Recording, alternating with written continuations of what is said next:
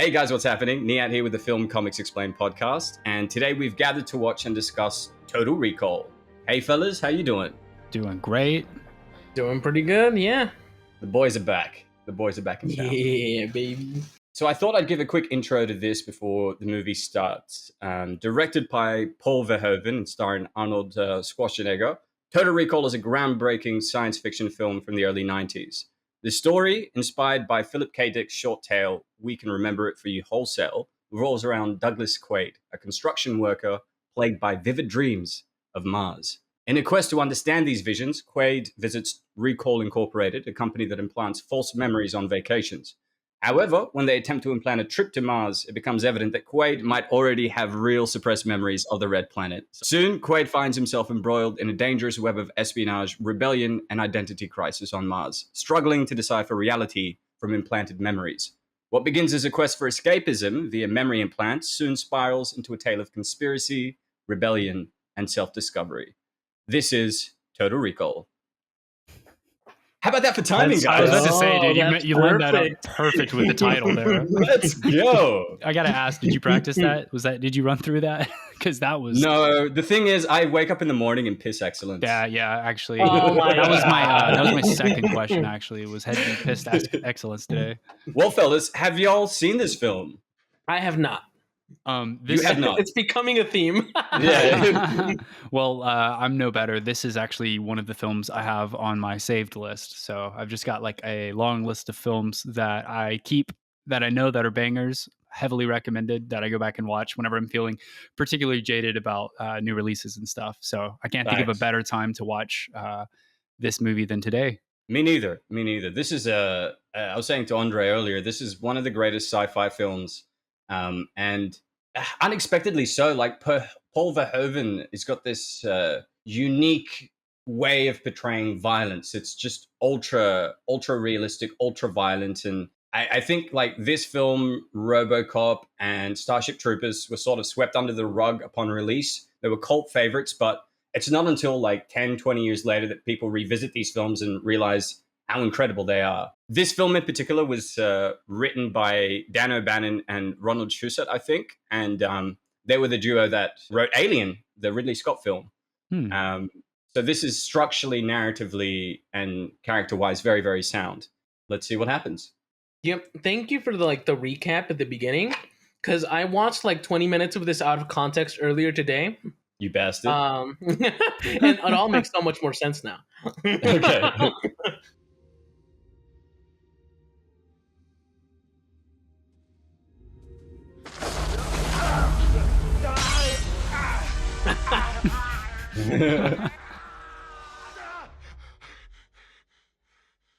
How great are the practical effects? Off do to a love great that. start. So the practical effects were made by Rob Bottin, who basically is responsible for why The Thing, in addition to John Carpenter, is responsible for why The Thing is so amazing. He's an absolute genius. And I think he was 17 when he got hired to work on The Thing. This is a bit of a sidetrack, but they basically handed out a project to like 5 different artists. Each one sketched 1 or 2 drawings of the Thing creature, whereas Rob Bottin did like 50, and it was very detailed. And so, yeah, he's a very talented lad. We're going to see his work extensively in this. Burnett. Who is she? Nobody. He woke up screaming for crying out loud. It's not funny. Doctor, dream about her every night. But I'm always back in the morning. That's me. Come on, baby. You know you're the girl of my dreams. Oh, isn't that cute? Yeah. Damn, Sharon Stone be hot and heavy in this. Give you something to dream about. Yeah, my mom says I can't watch movies like this. Have you guys seen Basic Instinct? No. Yeah. Verhoeven also directed that. That's a very saucy film starring Sharon Stone. And yeah, he basically, after seeing her perform in this, he was like, you're perfect for a film idea I have. And she's a penultimate femme fatale in that. And in this as well, I guess. Watto and his so-called Freedom Brigade claim credit for this latest bombing, which attempted to reopen the sealed-off... Oh, so there is colonization on Mars in this. Yes, sir. Okay. I love that, like, in the future, there's no widescreen still. That's such a sweet detail. It's just a block of your wall. It works Yeah, so the much wi- better the- with the aesthetic. I think so too. No wonder you're having nightmares. You're always watching the news. Oh, shit, they're all TVs. I told you That's they're all. sick. Oh, I didn't say it. In my mind, I was like, yeah, I'm pretty sure the whole thing is Look. screens. Now it's widescreen. They were ahead of their time. Sweetheart, we've been through this a million times. You'd hate it on Mars. Revolution could break out there any second. Why you gotta be dishonest? Just say I would hate it on Mars. You know? Yo, Arnie is acting. Okay. You know what I mean? Like you can see him thinking, processing. Absolutely not. Yeah, this guy's obsessed with Mars. Mm-hmm. Because that's where his dream waifu is. I understand. I can get with him. I've had similar dreams, except she's a vampire, not Martian. Don't get us demonetized, Andre. I apologize. I was about to, though. So to clarify, though, I didn't get a good look. There's a different woman in his dreams, right? Correct, yeah. Damn. A brunette. He just said that she was the woman of his dreams, too. That's He did. messed He was up, lying. bro. They're both lying. Sharon Stone appears to be really in love with him, though, right? Like, Yeah. head over heels. I want to do something with my life. I want to be somebody. You are somebody. I want to marry a Kennedy, become governor. Actually, that's what I did in the future. He's looking so good. Oh my goodness. So this was shot in New Mexico. Oh, wow. They chose a location because of the futuristic architecture. No unauthorized weapons allowed beyond this point. Not America. Not real. This is really cool. This sequence was done with hand animation. Oh, that's cool. They tried to do it with CGI, but it was a bit too difficult for them. Back when CG was expensive. Yeah, I bet like the effect has aged a lot better because of that, too. Hand animated stuff always looks really nice. Have you always wanted to climb the mountains of Mars? Yes, I have. Dude, he cannot get away from the Mars propaganda. Oh my gosh. Then come to Recall Incorporate, where you can buy the memory of your ideal vacation. That seems very Brave New Worldy, but okay. Let's see how it plays out. Even in the future, they still use those loud ass fucking. Look at those guns, bro. Goodness. The jackhammer isn't even turned on. It's just Arnie. He's literally vibrating his pecs. Recall! What is it, New Jersey? I wanted a special office. Nearly got himself lobotomized. Dude, please tell me this is like a character in the whole movie. Fuck with your brain, pal. We'll see. Well, he does pose a good point, right? Like, if they're implanting a memory in your mind, it could fuck you up, right? Like, Yeah. Your memories are who you are. Like that's a dangerous game. He's right. Arnie's not gonna listen to the great druid's advice, the great sage. Dude, where can I get that jacket? I know, right? he's looking fine. It's one of those things that sort of became trendy again. Mr. McLean is a Die Hard reference there. Yeah. Oh wow. Oh, dude, that's sick. That's kind of wild. The effect is banging too. I wonder how they did that one. Is that on the trivia sheet? I got to know. No, it's not. It's not. I assume they would have just shot it twice, right? Like once with or just shot it once and color graded it manually. Yeah, know? I guess that's true. Yeah, I think that would be easier.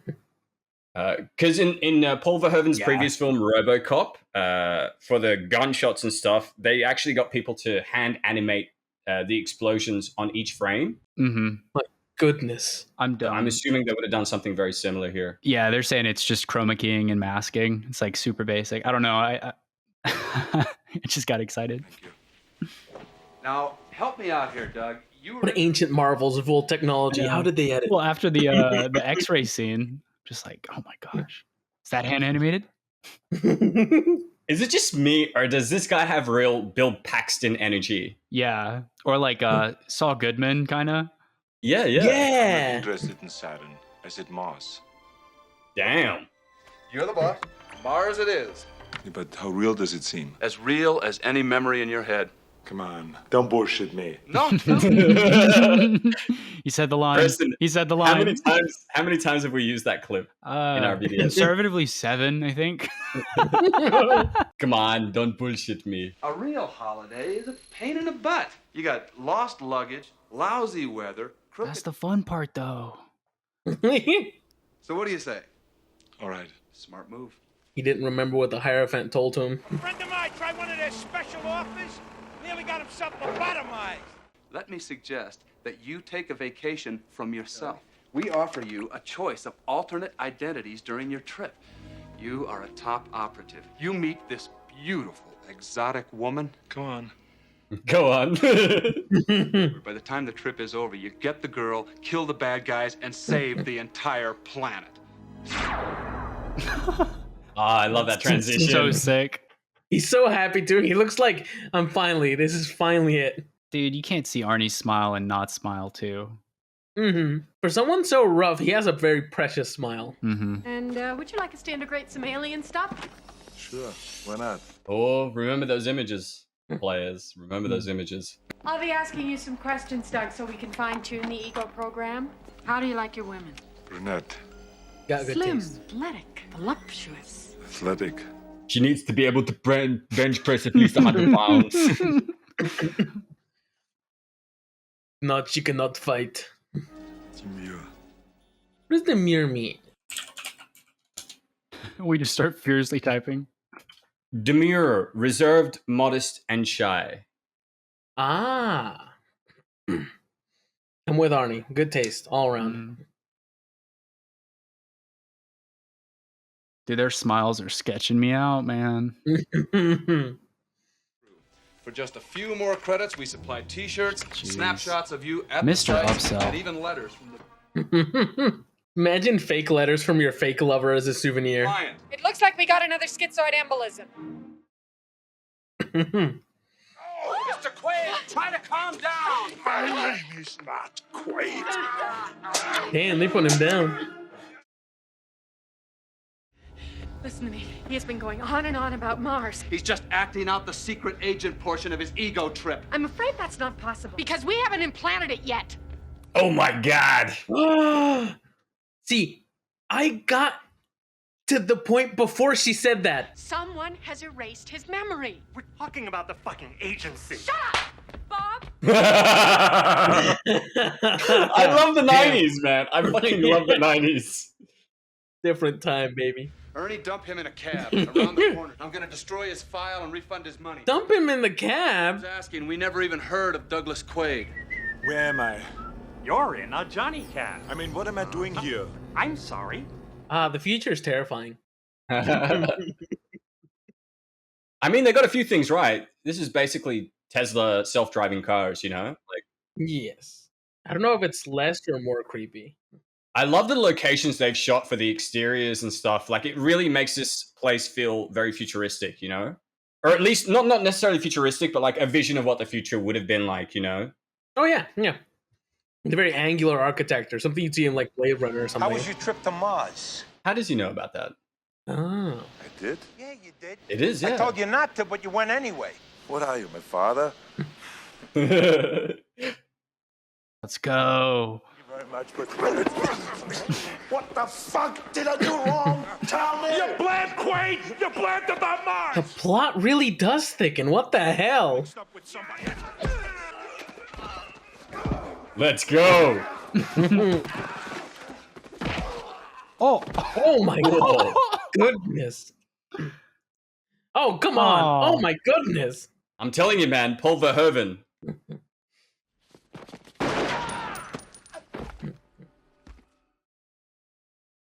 How great is that tableau with all the blood everywhere? That's sick. Oh, yeah.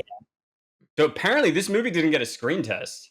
No? They just released it like, Yeah. let's see what happens. No, it's fire. The people need to see this.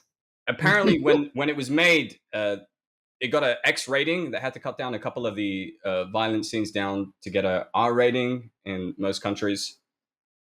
This was still one of the most violent movies If you think this is bad, we're gonna watch RoboCop soon. That shit's just Oh insane. my. What are you doing? Some men just tried to kill me. Oh, they were spies or something. No, it sounds crazy. See, I went to this recall place after work. You went to those brain butchers? Listen to me, sweetheart. Those assholes at Recall have fucked up your mind. You're having paranoid delusions. Call this a delusion. Doug, I'm gonna call a doctor. Don't call anybody. Hello. She's in on it. Oh my god. Is she in on it? Damn, dude. That's so sad, bro. She's in on it. Nah, we man, don't- she we don't can't know. be. She can't We don't be. know, but like, she can't be a Fed, but she is perfect. Oh, Damn it! can't have shit, dude. No best friend, no wife. Cab driver's a robot. I know, right? Is anyone real here? Damn, well, that explains why she was laying it on thick in the early scenes. I was like, she loves this man. Oh my gosh. Lori. Oh shit! Oh.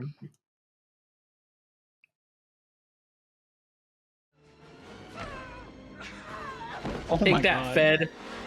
Why are you doing this, Lori? Apparently, Arnold was saying she got into amazing shape for this, and she did her own stunt work. He ended up calling her the female Terminator. Oh, hell yeah. Oh yeah? That's a big compliment. It is, Amazing. especially considering they actually did not get along during the filming of this. Implant Think I'm stupid? Remember our wedding? was implanted by emergency. Falling in love? Implanted. Suppose all of this was implanted too? The job's real. What about my 5 Mr. Olympias? Are they implanted? Bullshit. They erased your identity and implanted a new one. I was written in as your wife so that I could watch you and make sure the erasure took. Sorry, Quaid. Your whole life is just a dream. I always knew brunettes were better. You were the best assignment I ever had. You sure you don't want to? Just for old time's sake? Fed. Fed. Don't trust Feds. No, do not trust her. She is a succubus. She glows in the dark. Don't trust her. Wait, can you see in the screen behind him? I just noticed that. Yeah. Oh, Clever damn. girl. Oh shit, Jurassic Park reference. You wouldn't shoot me, would you, Doug? After all we've been through? Big moment here. I thought he was gonna blast her. Nice knowing you. You wouldn't get this in a film today. No, Yeah. but that's awesome. So did the people at Recall know? Like that's why they're like refund him. We didn't see him. Throw him back, or is it just a coincidence? I don't want to ruin anything for you. We'll have to find out, my homie. Don't touch her. Oh shit, Michael Ironside is such a top G. Are you okay? Guess I blew it. What does he remember? Nothing so far. I've got him. Yeah, he does know nothing. They blew this. They blew their own cover. That's true. They might could have convinced him he was still like making it all up, you know? Yeah. But I guess it just builds to the mystery of it. Like even the possibility of him remembering, they gotta whack him. You know what I mean? Mm-hmm. Yep. Damn. Oh, come on. God damn, Golly. he threw some tongue in there. I didn't hear so kinky. Okay, so these two are an item. Dude, the plot thickens at the maximum allowable rate. Like Insane. It's insane. It's almost illegal how many twists there have been in the last like 5 minutes. Look at this. There is a building in New Mexico that looks like that. Yeah. How cool is it? All of this was hand animated. Yeah, that's really cool. Oh hell yeah. Damn. That's the John Wick right there. Yeah, Arnie actually broke his hand in that scene when he's smashing through the glass. The glass was supposed to shatter a second before he jumped through, but it didn't. So it was just Arnie breaking the glass. Yeah, lesser man would have bounced. Facts. Dude, I wonder if that extra was okay.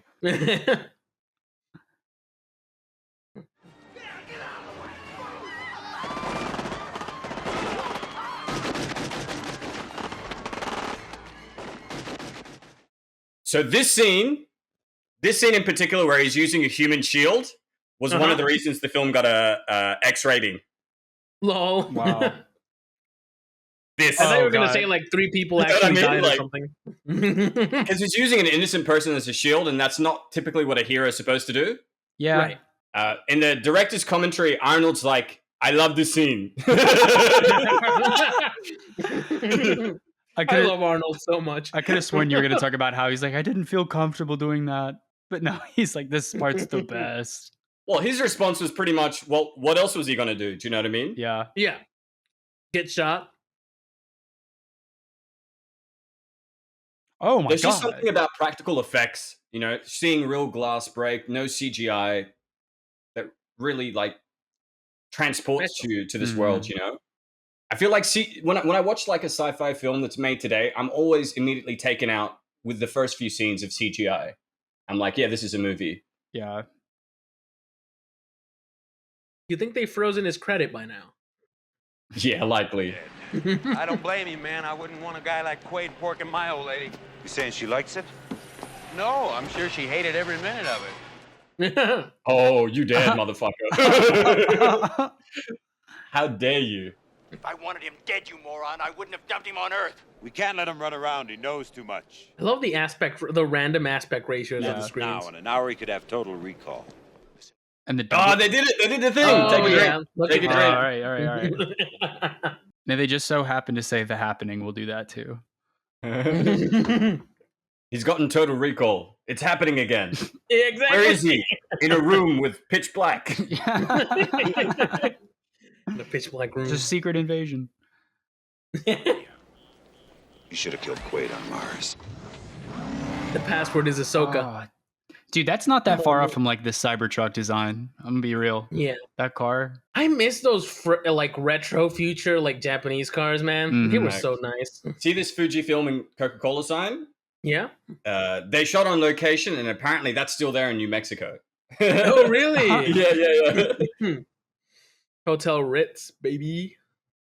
Those are actually the cars they use in New Mexico to this day. So, when Ronald Trussett and Dan O'Bannon first started working on the screenplay for this movie back in the 1970s, they were obviously adapting Philip K. Dick's We Can Remember It For You Wholesale. But they realized the movie would probably be too expensive for the 70s. So they delayed it and started working on an idea Dan O'Bannon had about a space monster terrorizing a space crew, which became Alien. Oh. What do you want? They've got you bugged. They'll be busting down your... I love how conscious people were in like the 70s, 80s about the tech's not there yet, but it will be soon. Let's do something else for now. Well, back then... Never mind. Wet a towel. I mean, even to this day, but like back then, making a film was a huge deal, right? And so if you make a project, you generally have to be quite committed to it. You have to believe in it. And if you really believed you didn't have the technology for it, then, you know, it's just a waste of money for the production company. So I've seen movies with over $100 million budget that look a lot worse than this. Facts. Right. Come on, hurry up. You look beautiful. So what is this guy doing? He's telling him he's got a tracker on him? Now go to the window. Can you see me down here?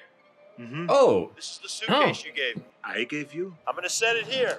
Who are you? We were buddies in the agency back on Mars. You asked me if you disappeared to come and find you, so here I am. Goodbye. So he knew. It's like a Memento type shit. Oh, this is my favorite scene in the film.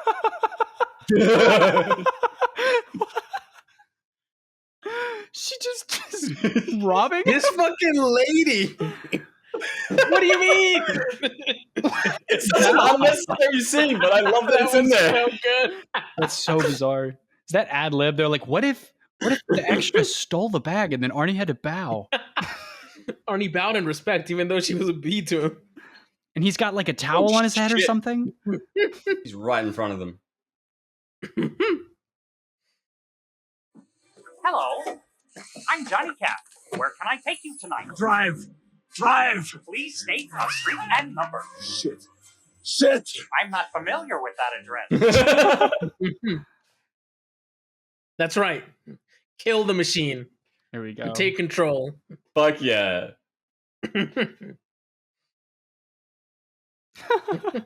You drive it with like the claw machine controls. The I love claw. It's moving so slowly. It's like 10 kilometers per hour.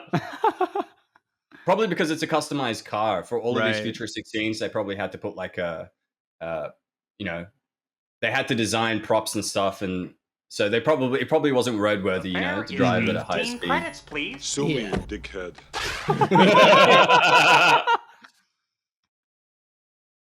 He's taking control. Yeah. So Dan O'Bannon, who wrote this, as I said, you know, made Alien, right, which was directed by Ridley Scott. Scott then went on to direct Blade Runner, which is also based on Philip K. Dick's short story, and that film was an inspiration for RoboCop, which Paul Verhoeven made a couple of years before this. So there's a lot of links. Right. It was like the sci-fi boom, right? The really romanticized era of sci-fi. Not romanticized, because they were all dystopias, right? But you know what I mean. That was real rats that he pushed off, and there's real rats in front of him. You know what I mean? None of this is CGI. I love it. Out of my way, rat. There's somebody on set just to pick the rats up for every take, so they can push back off the table. Fifel, no. Fuck is that? Oh my goodness. Oh, that's sick. Oh, I think I have in my notes. I have everything that's in there. Let me see. Really? Oh. Are you me? Dude, what?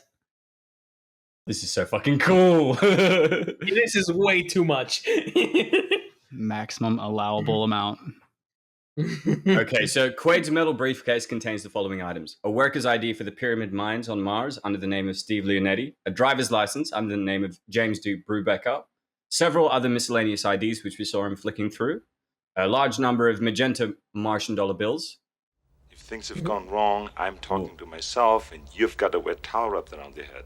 What's going on here? You are not you. You're me. No shit. That's another famous line that we used in one of our videos. Which one was it, Preston? No shit. No, you are not you. You're me. I think me. it was for the Flash. Yeah. Yeah. So many references I'll now get. I did Cohagen's dirty work. But a few weeks ago, I met somebody, a woman, and I learned a few things. Like, I've been playing for the wrong team.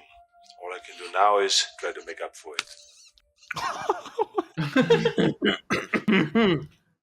And here comes the hard part, old buddy. Now it is all up to you. Great. He's being so nice to himself. Oh my god, great. I love how optimistic and nice he is to himself and in the present. I'm loving Arnie's character. Yeah. Like, I'm really, really loving him. Arnie is fucking charismatic as hell in this. And this is one of his best like acting performances. First, let's get rid of the bug in your head. Take this. Yes, the bug in the brain. It makes it go insane. Because usually he's playing like a caricature of himself. But like in this, I feel as though he's genuinely responding to everything that's happening. You can tell he was very well directed. He had very good communication with the staff and the director and stuff. And like everything he's gone through, I could definitely see there being a tendency for him to be like super melancholy about all of it. And he's like, all right, like, what do we do next? You know what I mean? He's got a great attitude about all this. Yeah. Another example of beautiful prosthetic works here. Look at this. Yeah. I think it's because he was so desperate to find purpose. And this is like, yes, things are more than they seem. That's true. That's a really great way to look at it. Like he knew something was off and now he knows he's not insane. How did you know about the towel on his head thing? Yeah, that is stumping me a little bit. Hauser told him, this guy. Oh, Hauser. He ordered him to put the towel on his head, right? Yeah. Oh, no, the other guy told him, remember? The guy who gave him the briefcase. Yeah. Oh, gotcha. Old lady. The old lady was a main character. Tried to steal it. I think the whole notion is the guy on the screen, Hauser, is a secret agent that worked for the bad guys. So he'd know all of these things that they'd be doing, right? Right. Oh, wow. Oh, he's fucked. So the towel interferes with the thing he just got rid of, maybe? Yeah. Well, he doesn't need it now because he just removed the sensor. The bug in his brain.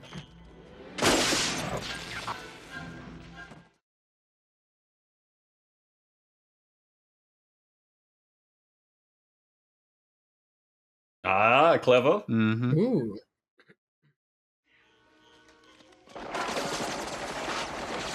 Not the rats. The 3D.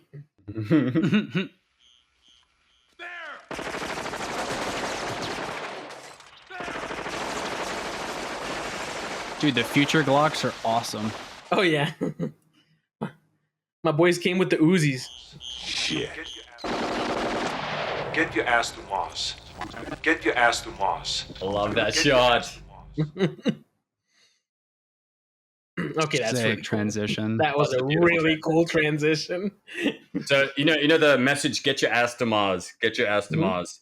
That wasn't going to be in the film originally, but they had no way of transitioning from Earth to Mars. So they had that in the background as the blood transitioned into the Mars hellscape. Dude, yeah. Beautiful. I love that saying that's like the film is written for the third time in the editing room. You know what I mean? Yes. And it's just like such a perfect fix to the issue that they had. And you didn't need to go get pickups or reshoots or anything. Just one clever decision. You're good to go. Outside. Please do not touch exterior windows or airlocks. Oh, so this is like commercial travel across country, you know, like from country to country. Mars is very much the same. Right. You just need like a passport, ticket. No way. No way. Yeah. Oh, what a lovely woman. He's going full Miss Doubtfire on it. My girl Georgina. Make way! Stand back! So apparently the security guards on Mars are actually Marines. Oh. With the exception of the extras and stuntmen who do all the dangerous stuff, but which is pretty cool. 2 weeks. What the hell's this? The Martians love Coato. Kill the bastard. Nobody knows who he is. Have you brought any fruits or vegetables onto the planet? 2 weeks. It's not just graffiti. The rebels took over the refinery last night. That's very strange. The gummies kicking in, man. She had that pre-flight gummy and didn't make it through security. Shouldn't have taken that perk 3 million. How cool is Michael Ironside? He's got such stage presence. Do you know what I mean? Yes. So much intensity behind his eyes. The woman! Get him! Her! Get him, her! Oh, she's actually like a non-suspicious woman? Is that the thing? Is that the twist?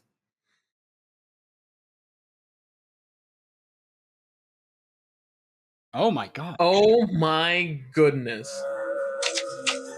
Yo, what?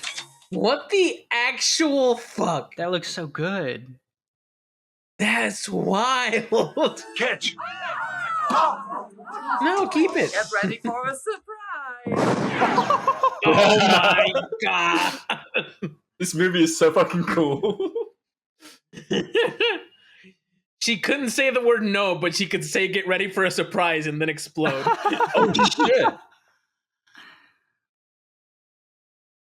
It's so indulgent, but it's so fun that like you just can't help but enjoy it. Yeah. And it's super intriguing. Yeah.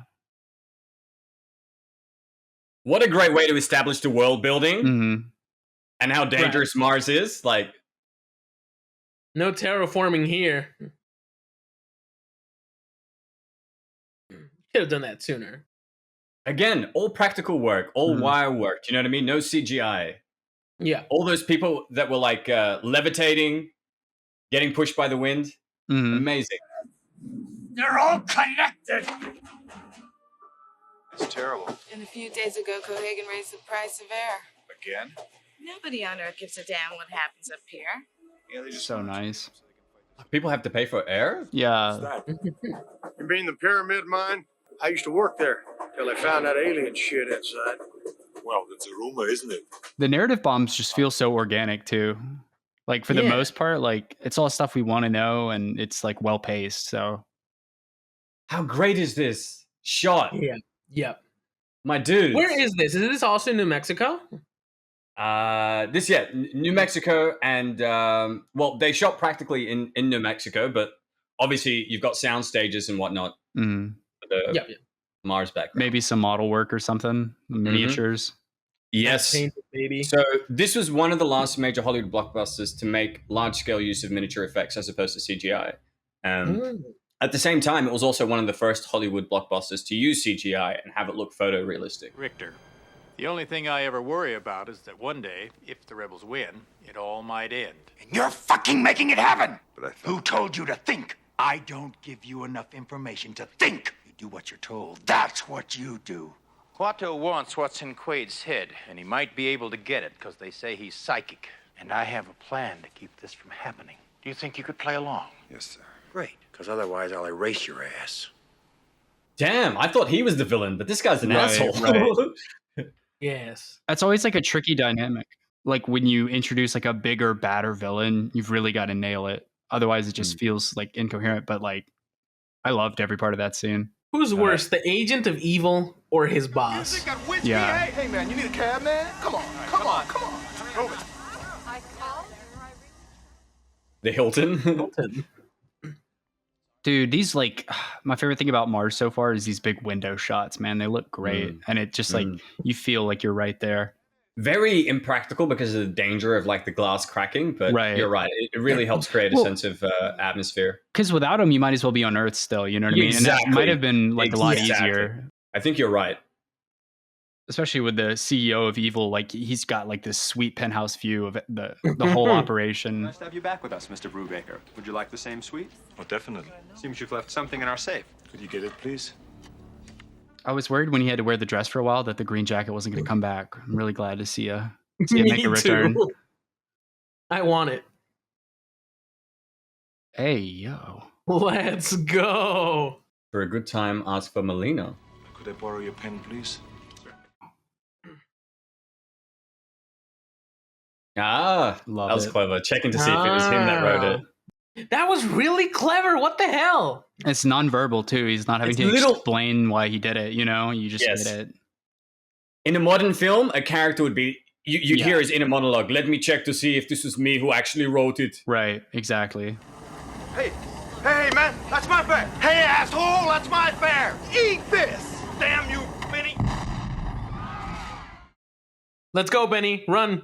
This movie is relentless. There's like no time for breathing. Oh, it's a rebel attack. Well, what do the rebels want? Oh, the usual. More money, more freedom, more air. What is this, So, Lorax? where to? Last resort. First time on Mars? Yes. Well, actually, no. Damn, the man don't even know if he's been to Mars or not. I do like Benny. He's a great character. It's also sweet because like we've spent a lot of time with the RoboCab driver. Yeah, he's just real. Yeah. 5 kids to feed. Do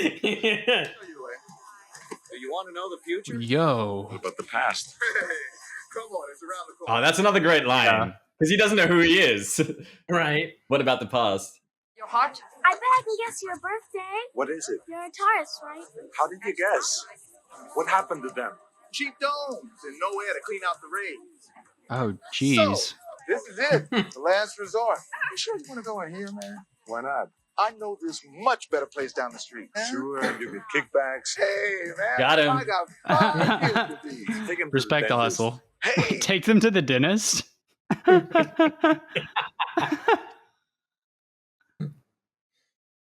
Look at the boy with the beater. This is so pre-2000s in the best way possible. But Mary here, she's free. Oh my god. Thanks. Earth slime. Thing is, friend, Mel's real picky. She'll like me. Hey, Mel!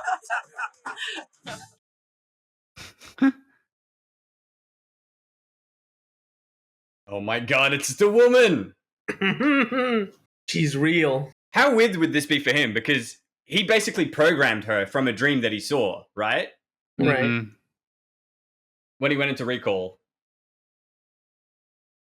Oh, she has a next level of swag. She is fucking hot. Hello, Hauser. What you been feeding this thing? Blondes. Blondes.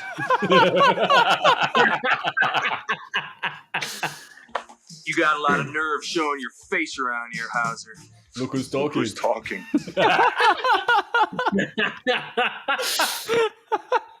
So fucking cool. That's Oh 3 my golden lines. Goodness. 3 golden lines in 20 seconds.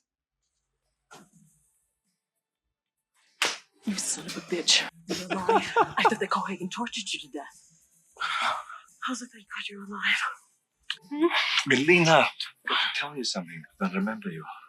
What did you get amnesia? How did you get here? Hauser left me a note. Hauser, you're Hauser. Now I'm Quaid. Douglas Quaid. Hauser, you've lost your mind. I didn't lose my mind. Cohagen stole it. He found out that Hauser switched sides, so he turned him into somebody else. And he dumped me on Earth with a wife and a lousy job. Did you say wife? No, she wasn't really my wife. Oh, she isn't really your wife. How stupid of me. She was Hauser's wife? Melina, Hauser sent me to do something. He says there's enough in here to nail Cohagen for good. Get out. Got to help me remember. I said get out. You need to help me reach total recall. I need to recall who I am. Totally. I love her perm so much. Mm-hmm. Damn, I gotta blur these things out twice now.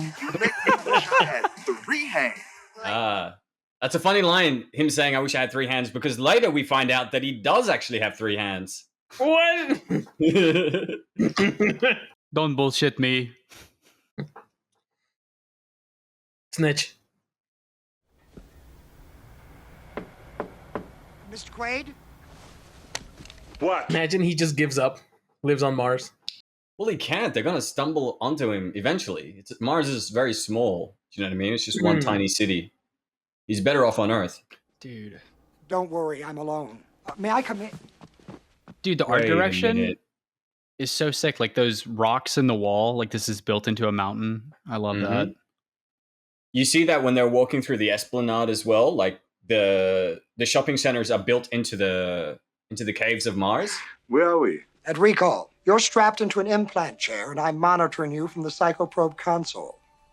No, That's the guy from my God. Dude. This is the guy from the recall ad. I've been artificially implanted as an emergency measure. Dude. I'm sorry to tell you this, Mr. Quaid, but you've suffered a schizoid embolism. This film is so meta. Oh my God.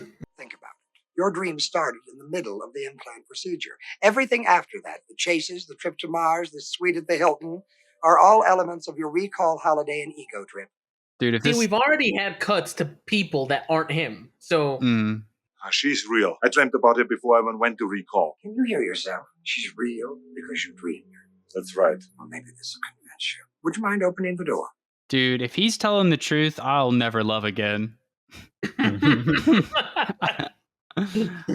Can't trust why are all anything. the women I love not real? Hell no. It's a psyop. It's a psyop. Turn off the light. She goes in the dark. Shoot her. I love you. Right.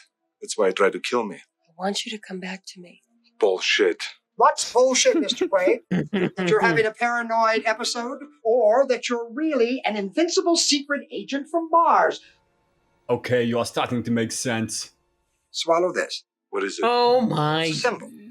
The fucking Matrix, bro. It's the Matrix, yeah. I was gonna say, this whole monologue was giving Morpheus. Except in the Matrix, it's the blue pill that brings you back to... Oh, no, actually, the red pill wakes you up, right? The red pill wakes you up. The blue pill allows you to live in delusion. But in the context of this film, it's a little bit inverted, but we'll touch on that later. Mind, I'll be dead. The walls of reality will come crashing down. You'll even have fantasies about alien civilizations, as you requested. But in the end, back on Earth, you'll be lobotomized. This guy is so good. He is. So is Arnie, though. Like, you know what I mean? Like, yeah, she's great, too. Swallow it. Do you know how old Arnie is during this? How old? He's fucking 41, guys. Oh my God. He's so handsome. I could not have guessed that. He never aged in the 90s. I feel like he stayed 41 from the early 90s to early 2000s. Dude, he stayed like 35. Oh, extreme close up. Oh.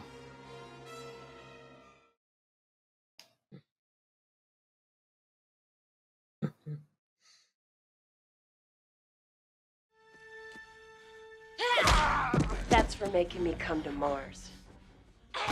Oh my God. Oh, 2 for 2.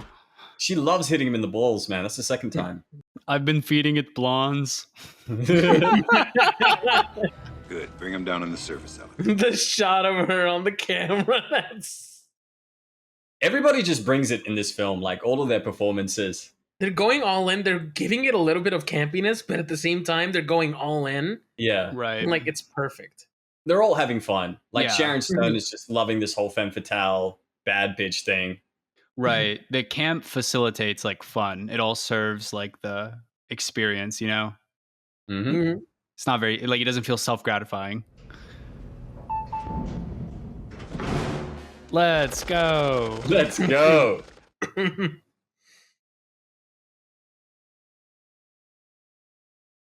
Oh, I remember this. Oh, shit. So initially, this was going to be a cat fight, but Verhoeven wanted it to seem realistic. Like it was two warrior women fighting. Mhm. So he made sure that they choreographed like a badass fight scene between the two of them. Like, in fact, I think they have the best fight scene out of everybody in the film. Right. And like she went toe to toe with Arnie earlier, so it would make sense, you know. She's like, to stay coherent, she's got to be. He's bad. Yeah. Honey, you wouldn't hurt me, would you, sweetheart? Sweetheart, be reasonable. After all, we're married. Considered that a divorce. Consider that a divorce. Blonde. What a bitch. The way she just shoves her legs off of her in disgust is such a funny detail. Yeah. Well, it's calling back to when she asked him, "What have you been feeding it?" And he's like, "Blondes." Cohagen wants you dead. You might be okay. Got it. You come back to apologize. Kawada wants to see you. Come on. Oh fuck! They are screwed when Richter sees what's happened. Oh shit! Yeah. Look at that headshot, dude. And that sucks because like her job now is basically what his job was before he like defected, right? Like she just works for the agency. And obviously it's implied that they're super evil, but our protagonist used to work for them, so that looks so silly. Yeah. Them jumping. Oh my goodness. Oh, he can't shoot because the glass will let all the air. Oh. Yeah, it's a good and also point. they're not supposed to kill him as well, you know, like Cohagen wants him alive. That is a really interesting plot point, right? Like a big mystery for me is if he's so this is dangerous, brilliant. why is he alive? The first guy wouldn't shoot, but he's so fucking furious that he does not care. Right. That guy looks like he could be a member of any number of alt rock bands from like the 2000s. He's got a Billy Idol thing going on. Yeah. Oh, you said 2000s. Okay, so Well, alt rock in general, they all have that vibe to them. You guys are going in circles. Benny! Dude, yeah. You guys are in trouble. Damn. Benny better be safe. Yeah. My heart can't take it. If anything happens to Benny, I'm gonna be so upset. Hey, I got 5 kids to feed. I wonder if he's telling the truth. Me too. Okay, we were talking about the stunt cars earlier, but this one, it feels like they're moving and grooving. Maybe they just shot it a little better, you know? I think also the fact that they're in a cave as well, close quarters, you don't have to be driving too quick to get that frenetic energy. Yeah. Right. You can see the movement. Oh, let's go. Benny, what the hell, man? Yeah, because with the previous shot on Earth, when it looked like they were driving slow, it was an extreme wide shot of the entire street. See the Pepsi sign? Oh. So interestingly, on Earth, Earth is sponsored by Coke, while Mars is sponsored by Pepsi. But like for the filmmaking purposes, though, they were able to get Coke and Pepsi to sponsor the film.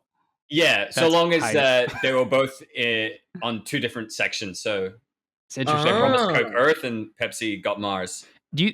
I don't know a ton about this, but I wonder if advertisers would play so nice today. You know, again, I have no perspective for that, but it's cool that they were like sharing the ad space.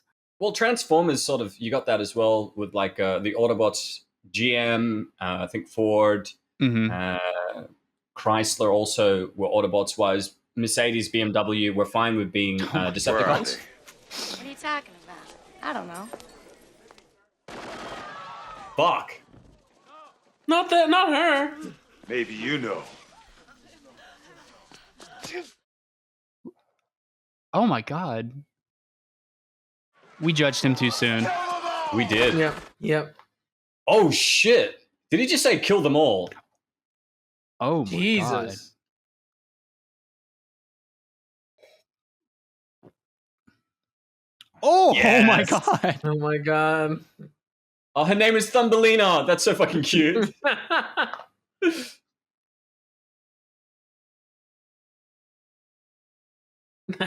Yes. Oh, he's still kicking. Yeah, he got shot in the shoulder, I think. Richter here. We've got them pinned down. Richter is such a cool name. Perfect. Get out of Sector G now. Don't think. Do it. Yes, sir. Is Richter the name of the big strong one from Fury Road? I haven't seen that film. No idea. Wait, like Mad Max You Fury haven't Road? seen Mad Max Fury Road? Oh, you're talking about Mad Max. I thought you were talking about Yeah. Fury. Oh, gotcha. For some reason, I thought when you said Fury Road that you were talking about the war movie Fury. Maybe. Maybe. Gotcha. Okay, let me look it up. What are they doing? They just left. Oh, Cohagen's got a plan. Oh no. That motherfucker. They own the air, man. Again, they're showing. You know what I mean?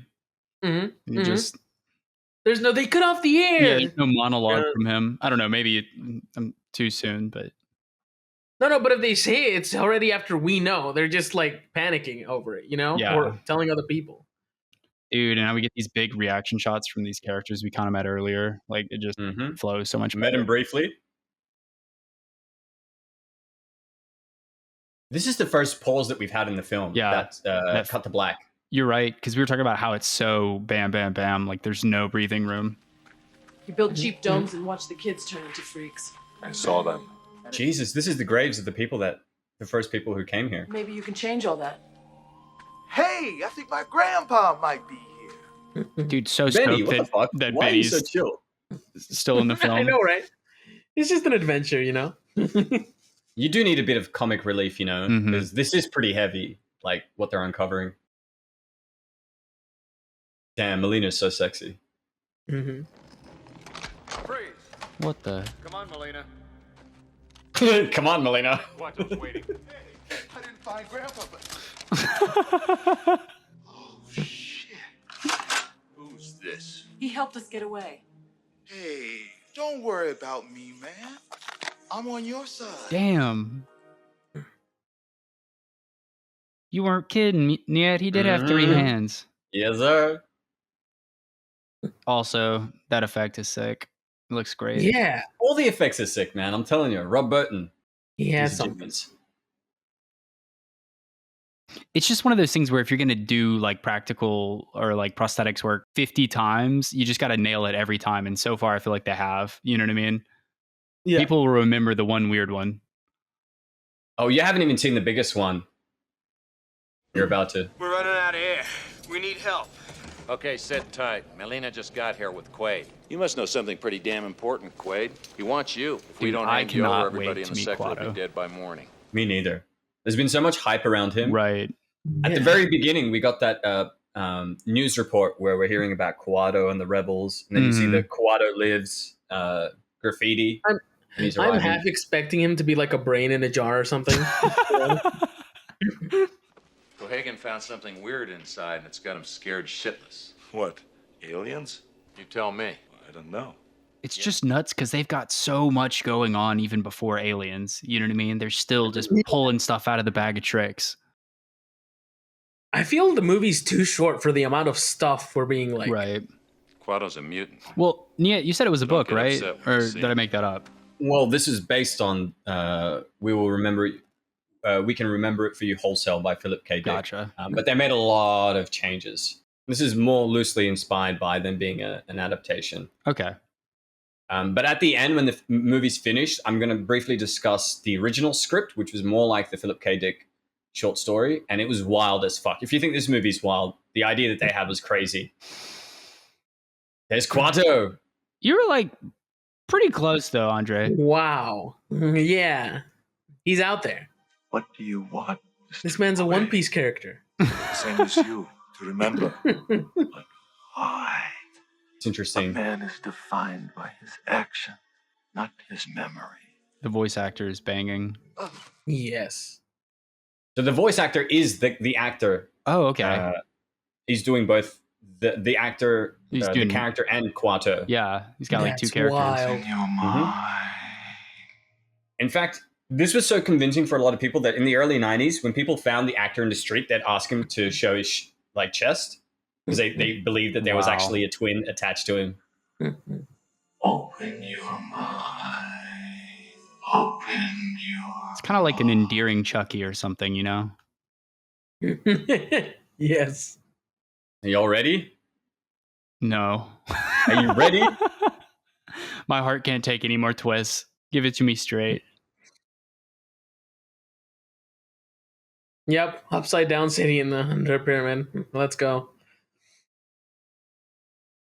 Yeah, what did he say that one mine was called? Is it just like the pyramid, or did it have like a name? It's the pyramid mine, right? That's what they call pyramid it. Just mine. that. The pyramid mine. Rebels, turn it on. I say we throw the switch and see what happens. Don't be an idiot. We can't risk Because it could have just been the mine, you know? They're like, what if it was a pyramid too? Down on a planetary scale. Don't you think whoever built this thing thought of that? Who knows what the hell they thought? They weren't human. Maybe it's a trap. Maybe they want a meltdown. You see? They stumbled upon this as they were mining. Oh, is it a gigantic ship? Some alien structure of some sort. They have no idea what it is. Right. And Jerry Goldsmith with the music, the tantalizing sense of mystery and wonder. Oh my gosh.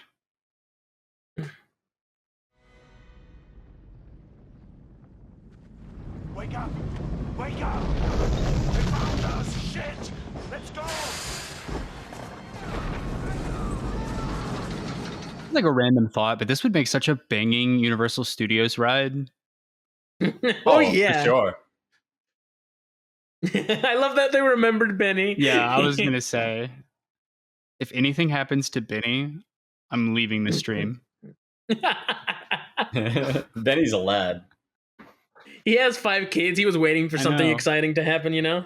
They're all going to get braces too.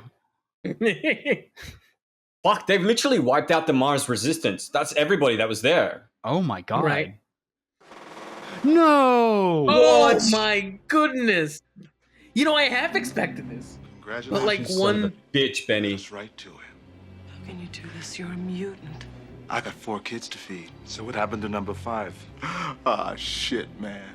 You got me. My heart can't take Oh this. my First his wife, and now Benny, dude. I love Benny. He's such a great character. Dude, when is Melina gonna turn? I don't trust anybody. My heart is closed off for the rest of the movie. Yeah, this is 1984, man. I can't trust nobody. Dude, and if it's like all a dream at the end, I'm gonna lose my shit. Start the reactor. Free more. No! Dude. Mr. Cohagen would like to talk to you. Well, my boy, you're a hero. Fuck you. The resistance has been completely wiped out, and you were the key to the whole thing.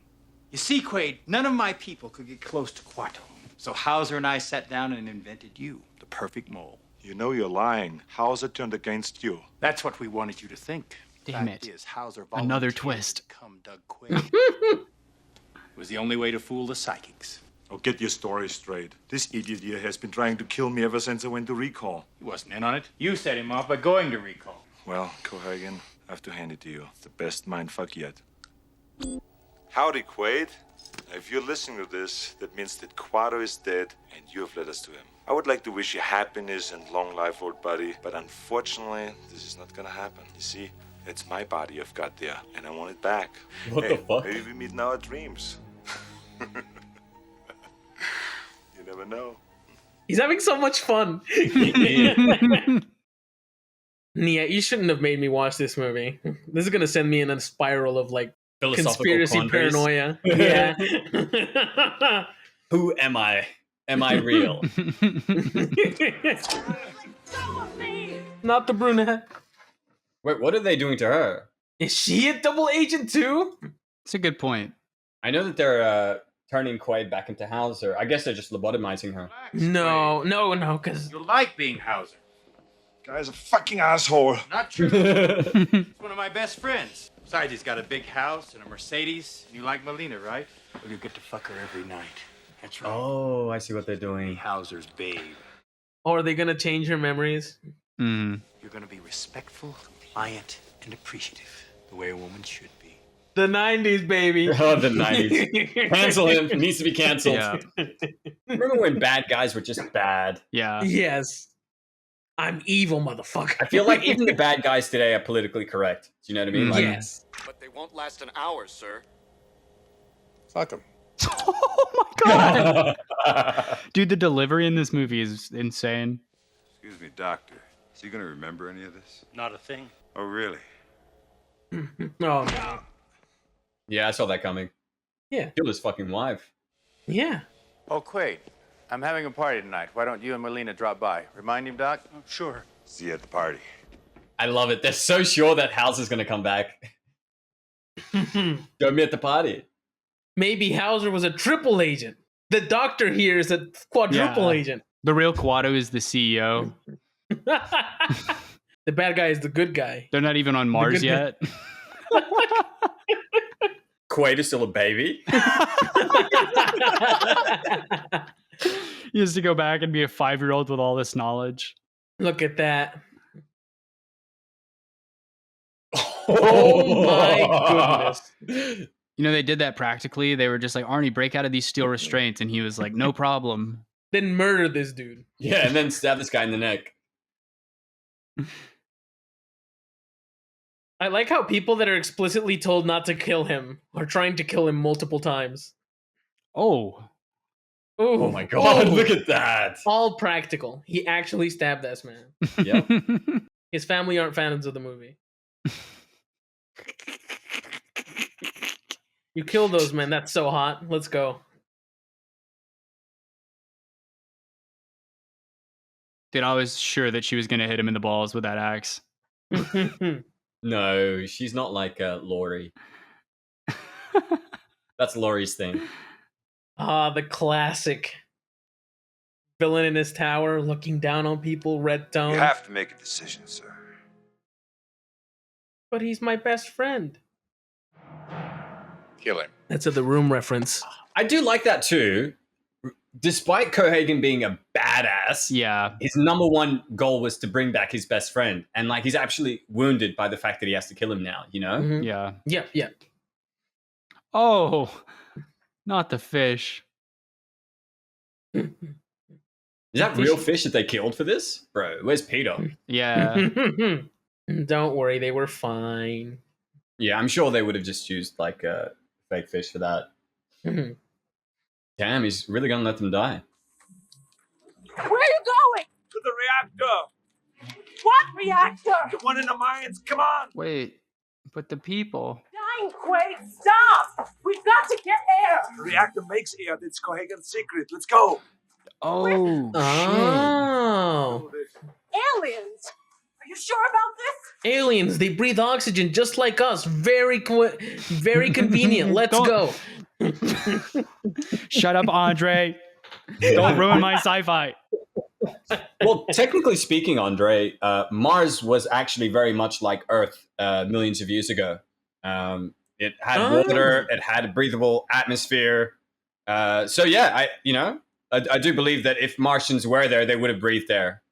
Sure. Okay, Niyat, sciencing your way out of this. We'll let Okay, it Neil slide. deGrasse Tyson. Fuck you. Dude, now I What hope the hell, Benny Benny? dies, bro. Benny's an Yo. asshole. Benny's a dick. I don't know how to feel about Benny. I kind of still so like him. Yo, what the hell? And he's got my like a goodness. small drill against him. Yo, what a fucking Giga Chad. I'm gonna drill you, sucker! I'm gonna drive you off! That's a Why are cool you detail so evil, too. Benny? Like the tank has no windows. He's got a little display in there. That's sick. Yeah. The editing is immaculate in this. The score has been fire. You do like it, yeah? Oh yeah. Yes. So apparently Jerry Goldsmith, who did this, is a huge fan of the soundtrack that he made for this. Whereas most people actually don't like the music he did here. He did The Omen, Rambo, Alien, the first Star Trek, Poltergeist.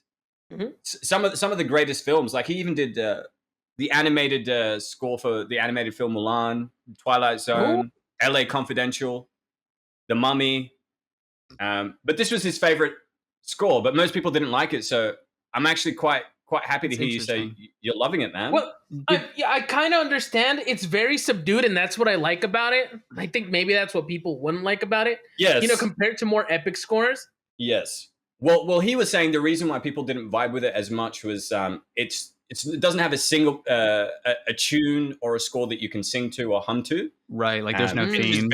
It's very thematic. Right. There is actually the theme song for Mars is very beautiful. Y'all have heard it 3-4 times already, but because this is the first time you're watching the film, it hasn't sunk in. But at the end, I'm going to highlight it for you, and you're going to realize how special the music is. Yeah, I think it would be unfair to say it's bad. You know what I mean? It's definitely not getting in the way of anything. I think it's very subtle. It's not overpowering. Right. Like, it's better to not really think about it than to consciously be like, all right, this is irritating, right? The core of Mars is ice. The reactor melted, and it releases. How great does that shot look? Yeah. That's so cool. I love and they're sciencing, they're cooking. That's so good. Oh yeah, the use of miniatures is a lost art, man. It was so good. And the matte paintings. Yeah. Right, you think this is? Do you think they're this walking is towards the painting there? You think it's chroma key or matte painting? Because I know they've done some chroma. Both. Mostly matte painting, I think early 80s, and then chroma key early 2000s, late 90s. I have so much respect for people who do matte painting. I took a class on it in college, and it was like, dude, yeah, it's intense. I can't imagine. Yeah. You got to have like a bead on like perspective and all of that geometry. And you got to be able to work with filmmakers. You know what I mean? Like they've got it in their head, and you have to make it real. And that's an art form in its own. Right. And you're not particularly a designer, so you have to speak with the people that do the miniatures and the designs and shit. Film is such a really cool thing because it's so cooperative. Oh, right? yeah. It's surprising anything turns out well ever. Yeah. Right. And then you think like all of this, like a carpenter put together the struts for these like things for an artist to come back and paint later. You know what I mean? They've got like water and smoke. They've got plumbers. Like it's like every discipline. You know what I mean? Mm-hmm. Well, there's usually like 10,000 or so people working on a film, you know? Like even if you look at like the Marvel films, I know they're not great, but look at the special effects now. Each movie, there's at least 3,000-4,000 people. Okay, super unrelated, but a quick anecdote. My buddy took his wife to see John Wick, and she like dozed off. I know that's like a huge sin, but she woke up during the credits, and she was like, "Is this all the people he killed?" Lol. That was so smart with the hologram. I was thinking like, did they make him indestructible? Are they going in that direction? But no. And it's awesome that they brought that back. You know what I mean? That wasn't a quick flashy thing. Right. That was a plant. I always thought that when he arrived at Mars, the lady he was a hologram. This is great. You think this is the real Quaid? It is.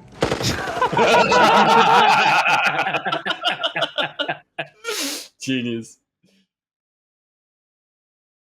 I love it how people get when they doze off during movies and then they wake up and they're like, what the hell?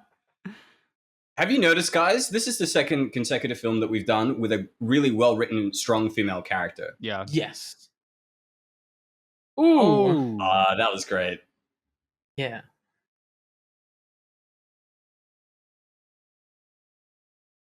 I've got a question though. I might have just missed it. When she shows up in the elevator and she comes back, does she mention like what made her have a change of heart? Was there a particular detail, or did she see something go down? Well, she believed him because at first she didn't believe that he was. At first, she thought he was lying about being Douglas Quaid, but then she's like, "Holy shit, maybe he is telling the truth." And if he is, then you know what I mean. Like, he's not done anything wrong to me, you know.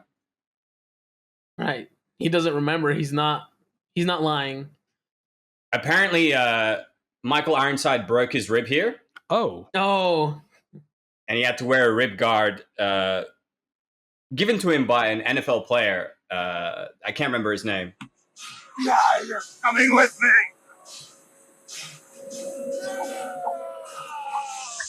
Just let go. Oh my god. See you at the party, Richter.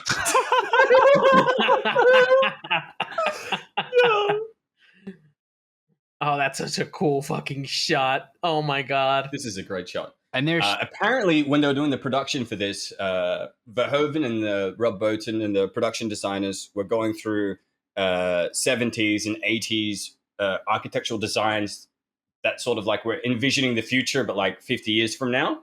Right. They struggled and they ended up throwing one of the books to the ground, and it had this unique architecture upside down because the book was on the ground. And then they're like, holy shit, let's model it like this. And so what we're seeing is the inverted image that they saw on the book. Right, good. Because I was like, is it an upside down city? So it literally was inspired by an upside down city. That's so cool. Correct. Mars will go into global meltdown. That's why the aliens never turned it on. And you expect me to believe you? Who gives a shit what you believe? Did they ever mention what the mineral's for? Dead. Then I'll blow this place up and be home in time for corn. I just assumed it was like a rare earth mineral, you know? Okay. They'd sort of run out of it on Earth and are mining Mars. Gotcha. Vibranium. Yeah. You're a stupid dream. Well, all dreams come to an end.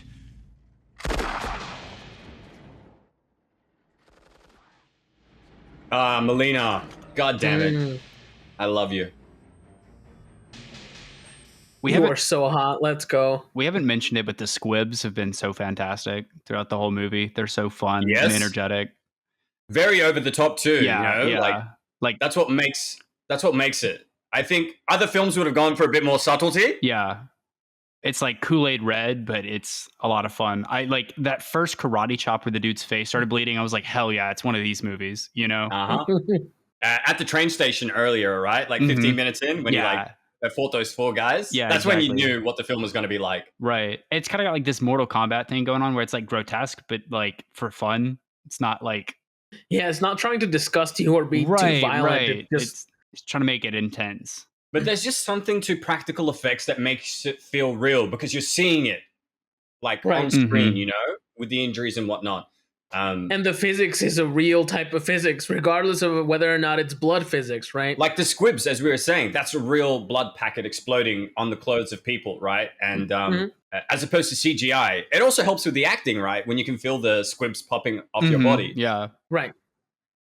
And it looks like for the weapons, do you think that's like blanks? Because it felt like the recoils and everything. Recoil was really convincing. Yeah. But you're fucked, Cohagen. There was oxygen here all along. It was all a lie. No. There is no oxygen. I know. Like, you know, the movies had so many twists and turns. You know, I could see it. Oh no, I have 5 fingers. I was gonna say that's been interesting to me. Like, can he turn it on? Because he has 5 fingers. I thought it would take like a mutant to turn it on. Like they had like something like the Martians or something. I thought he was gonna have to get Kuato like all the way up there. So this ending will make more sense when I actually describe the original draft of the script. Okay, word. Okay. But I'll wait till the end for us to do that.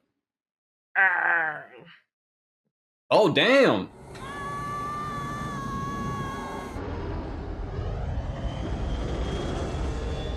In the not the behind the scenes, but in the director's commentary, Verhoeven was saying he wanted this to be like a nuclear reaction, like the fusion rods hitting the water, which we're about to see. I like how the big machine that makes air is just a big machine that's hitting ice and making, you know.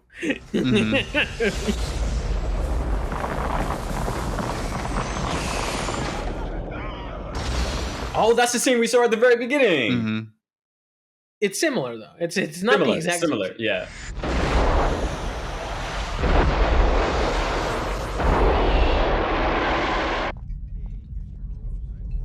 So cool.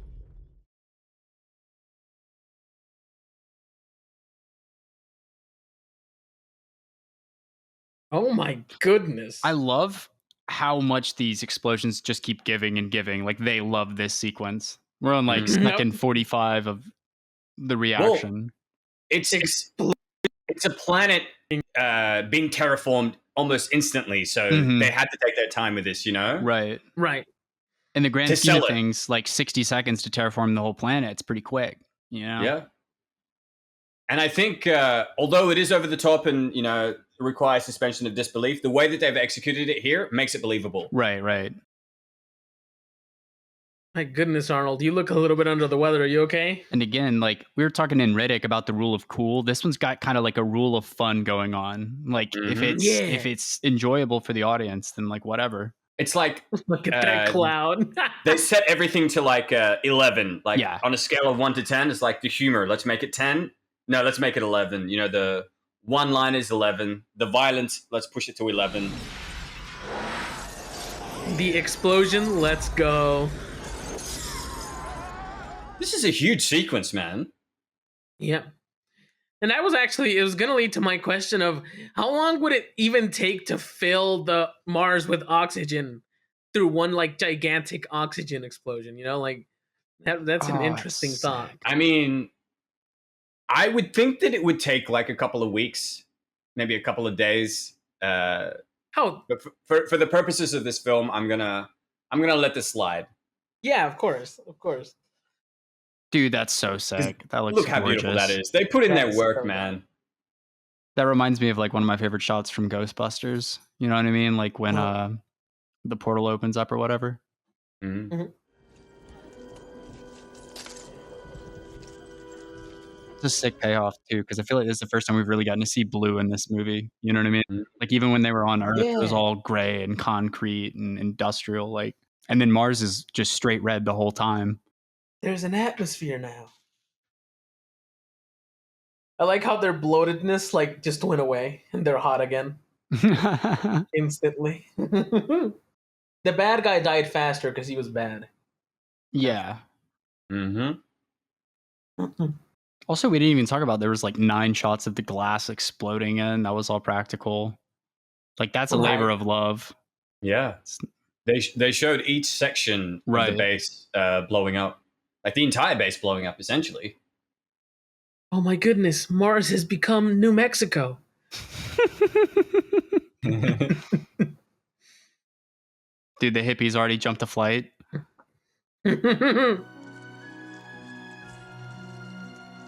Would it be funny if there was like a Mexican street vendor already outside going, anybody want some tacos? They've already got weed shops, like just straight New Mexico. Green chilies everywhere. We've been here, you know? I can't believe it. It's like a dream. Huge benefit of going with the models too, because you can just relight them. If you do it all digital, it's like a whole nother render. You can just do a second pass with. And you can do proper camera movements with models, you know, like with Star Wars, with Alien. They're actually able to move the camera as if they're filming a proper scene. Obviously, they've got to take into consideration that they're using miniatures, so they'll have to use the force perspective and stuff like that. But, yeah, absolutely. It's all in camera.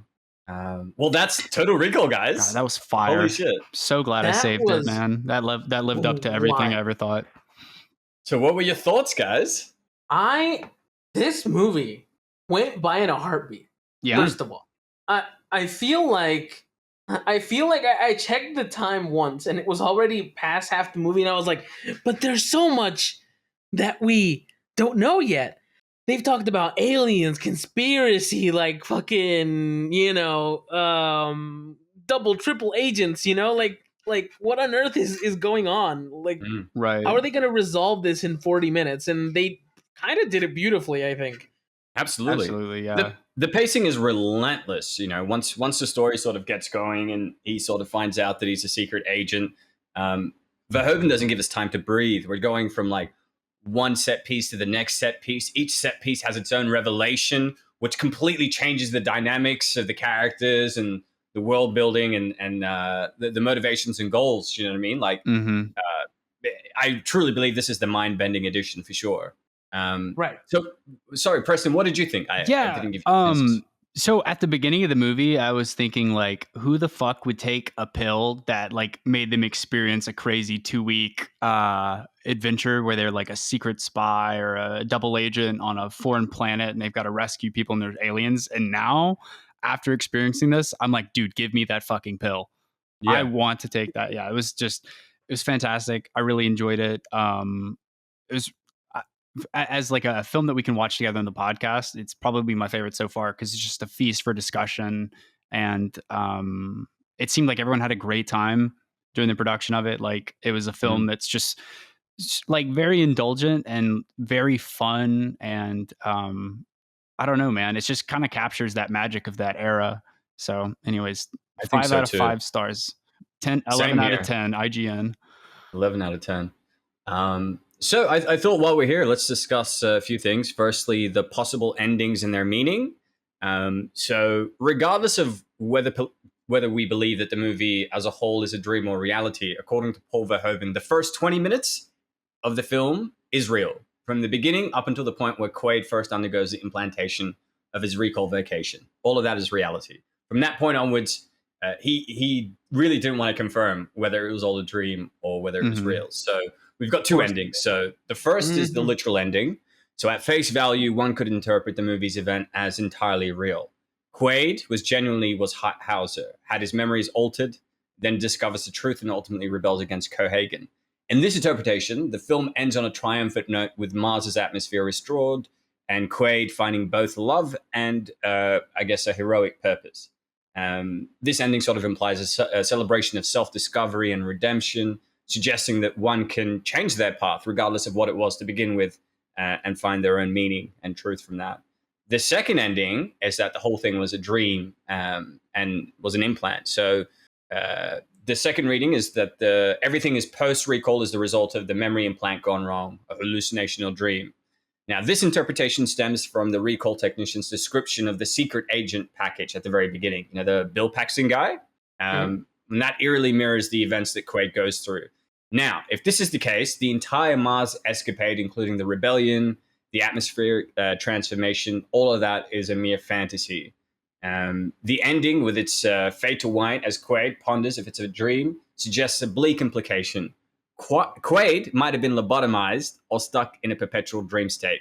And I guess this sort of underscores the themes of reality versus illusion, the unreliable nature of memory and perception.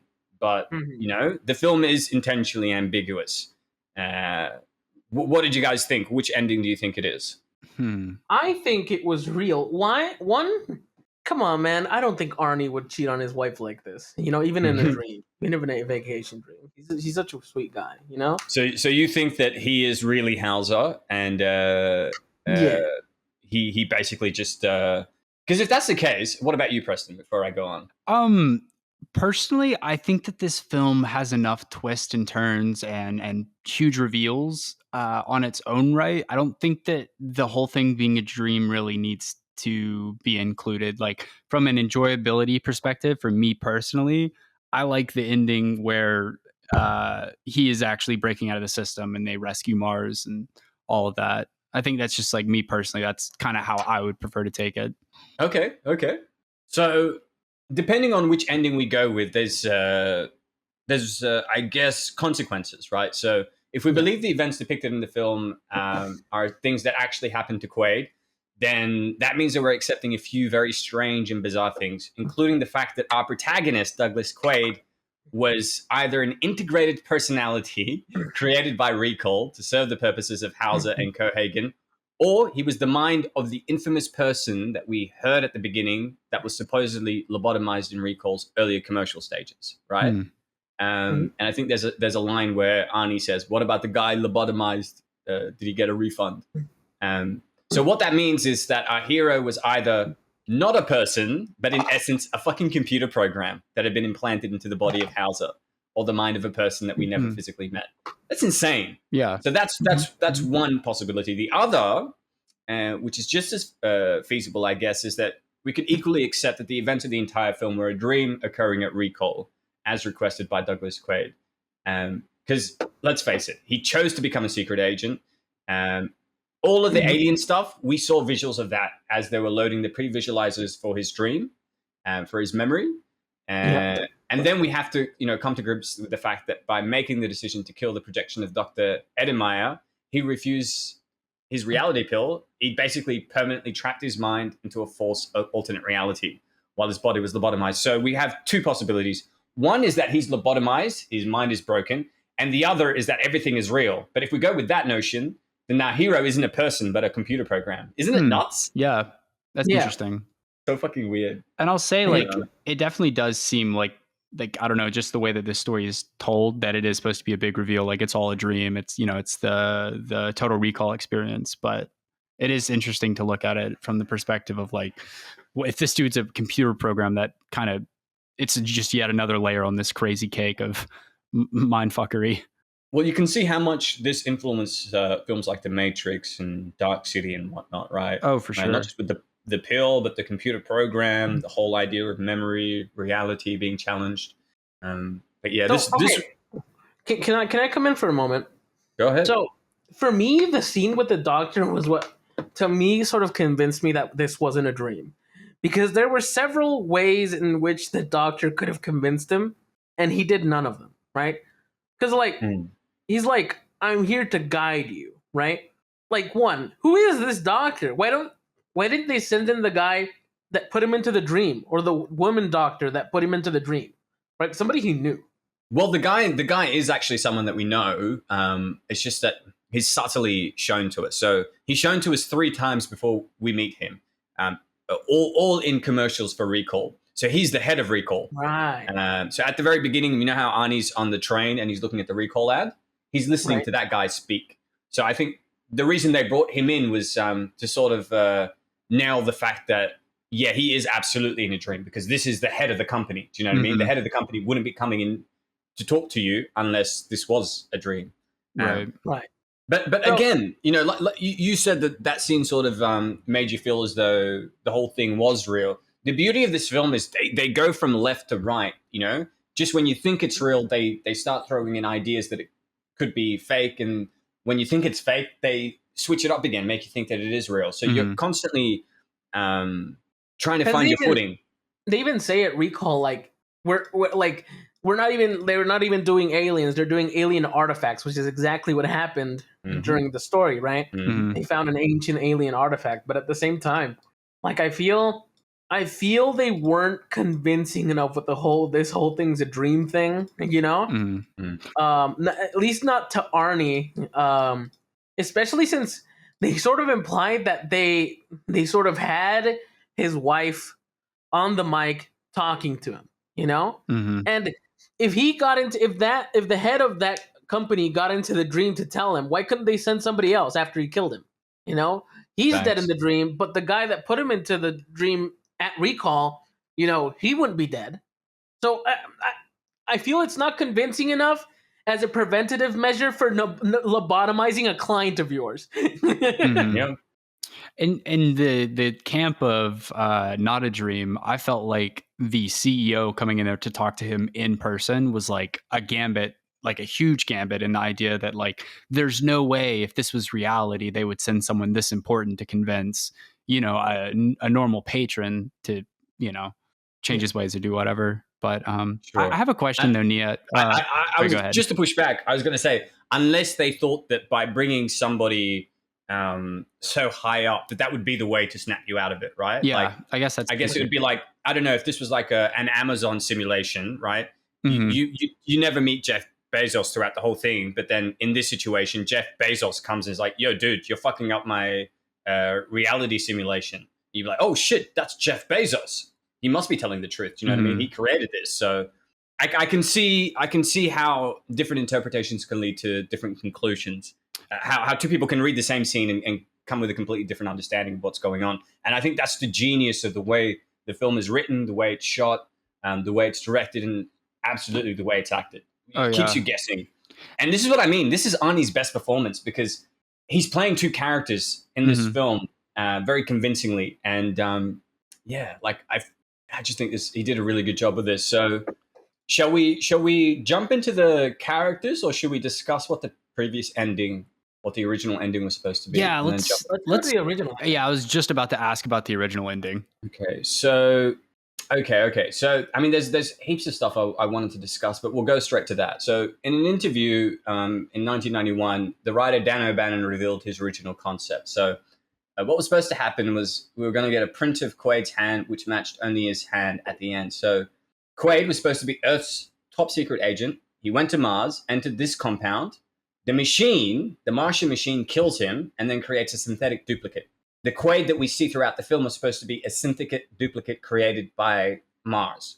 The reason he can't be killed because because he can anticipate danger before it happens. He's also omnipotent, and because he can't be killed, Earth wants to kill him, but they cannot. That's why they go to all the trouble to erase his brain to make him think that he's nobody, because they can't kill him. So they figure out, well, if we can't kill him, let's try and trick his mind and get him to join us. And it's the only way that they could control him.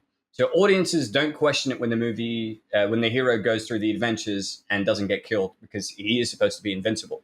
And Bannon basically said, I thought it was clever to actually have a reason for it. And then at the end of the picture, Quaid puts his hand on the device and it all comes back to him, who he really is. His total recall of his identity is that he's a creation of a Martian machine. He is, in effect, a resurrection of the Martian race in a synthetic human body. And that was the original story. That's how he was able to access the machine. That's why people were trying to change his memory. You know what I mean? What do you guys think of that? It's a bit wild. Yeah. That's madness, but I love it. But that's madness. And so, as far as the implications of that would lean into the not a dream camp, if I understand correctly, or am I misunderstanding that? Well, this would go into the notion of it being a dream, because he's not who he says he is. His memories are all implanted by humans. But he's real. Like he is real. His memories aren't real, but he's real. Right. Well, you have to clarify who you're referring to when you say real. So this is messy. This is the thing. The first Quaid was real. The first Quaid was a secret agent. He goes to Mars, goes to this installation. He touches it, and he gets killed and resurrected as basically a synthetic body.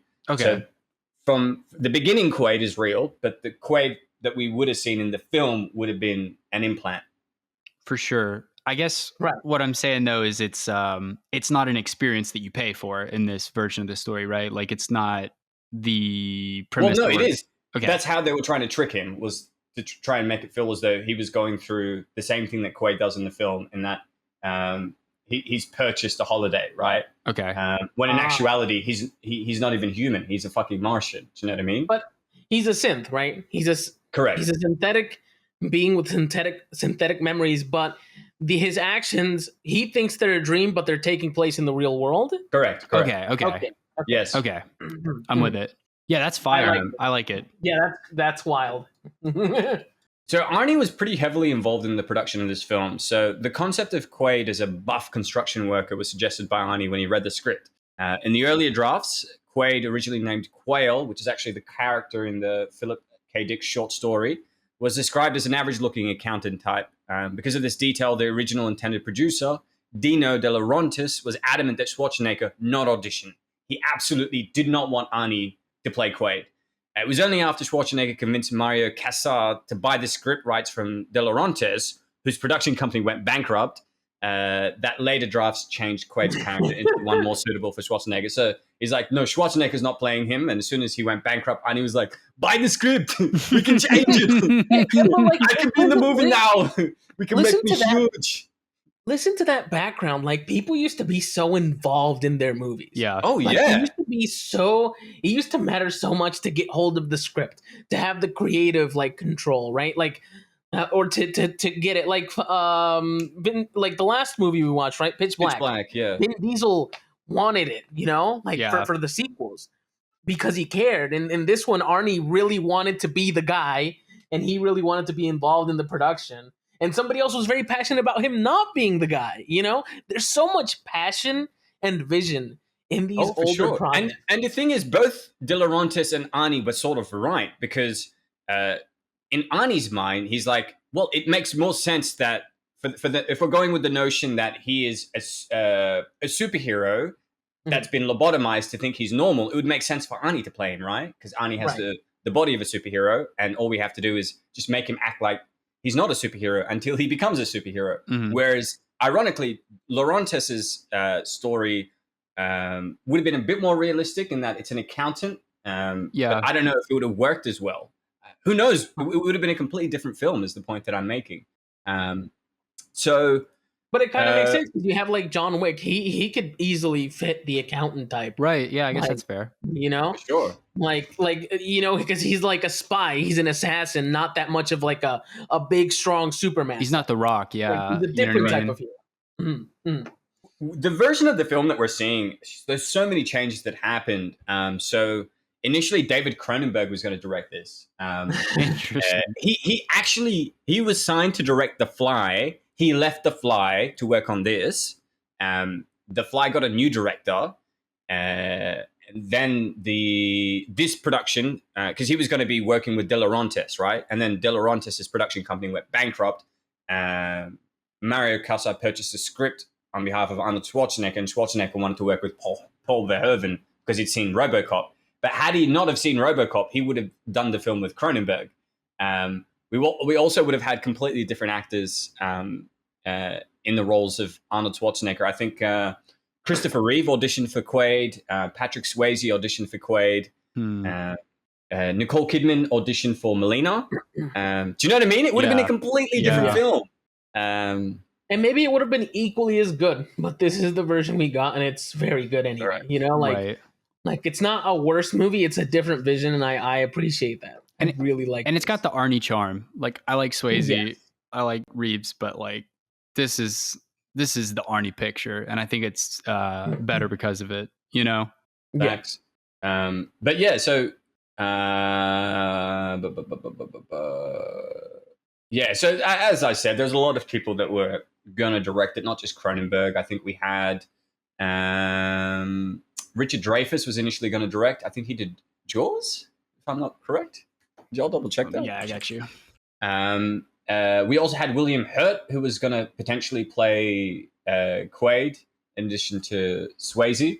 But what ended up happening was... hold up. Yeah, so Arnold was obsessed with the role. He saw an opportunity. He got Mario Casa to buy the script. The actor then convinced Corelco Pictures, with whom he'd worked on Red Heat to purchase the rights to Total Recall. The coveted role of Quaid was not the only thing that Schwarzenegger won in the transaction. In addition to being welcome to recruit the director of his choice, so he got to pick the director, which I said he chose Verhoeven because of RoboCop. Schwarzenegger maintained authority over all creative aspects of the film, script production, and even elements of distribution. Like, he was involved from the beginning to the end on making sure this was the best film it could be. I don't think he's taken as much authority on a film as he did with this. And again, don't you think this is his best performance? Like, I feel like he was really committed in this. He wasn't hamming it or phoning it in. It was like really dedicated. He was having fun. He was in it. He was immersed. I really enjoyed that. And okay, so characters now, I guess? Let's go, yeah. So at the film's outset, Quaid is seemingly an average construction worker discontented with his life and dreams of Mars. As the plot unravels, his identity is challenged, evolving him from a mere worker to potentially a key figure in the Martian rebellion. The duality of his character between Quaid and Hauser is a very central plot device, and forms the central psychological conflict of Total Recall. On one hand, we have Douglas Quaid, a simple, hardworking man living on Earth. On the other, Hauser is a covert operative working closely with the oppressive Martian administrator, Vilos Cohagen. This dichotomy presents an intriguing narrative question. Which of these personalities is the real one, and which is a fabrication? This internal conflict becomes evident when Quaid, after visiting Recall, suddenly finds his ordinary life turned upside down. And as the suppressed memories of potentially fabricated ones emerge, Quaid's journey to unravel his true identity becomes a quest for self-discovery amidst the chaos. The switch between Quaid and Hauser isn't just a change of name or occupation, it's a complete shift in allegiance, morality, and personal history. I really think Arnold Schwarzenegger delivers a performance that transcends his conventional action hero mold. You know, he definitely brings his signature physicality to the action sequences, but I think that's by default. You know what I mean? It's the psychological complexity of his character that allows him to showcase a broader acting range. Look, he's not Anthony Hopkins. You know, he's never going to be that. But I do think we see quite a huge range in his performance with this film. Tasked with navigating the tumultuous waters of a man grappling with dual identities, he balances the roles of a confused everyman and a ruthless secret agent with impressive dexterity. That's my thoughts on Douglas Quaid. What about you guys? Andre, you want to go first? Your description was too detailed. Sorry. I sort of do this for a living, you know. Who would have thought? I didn't know this. I was just listening. I was just like nodding my head to like the stuff you were saying. I was like, oh yeah, bars. Amen.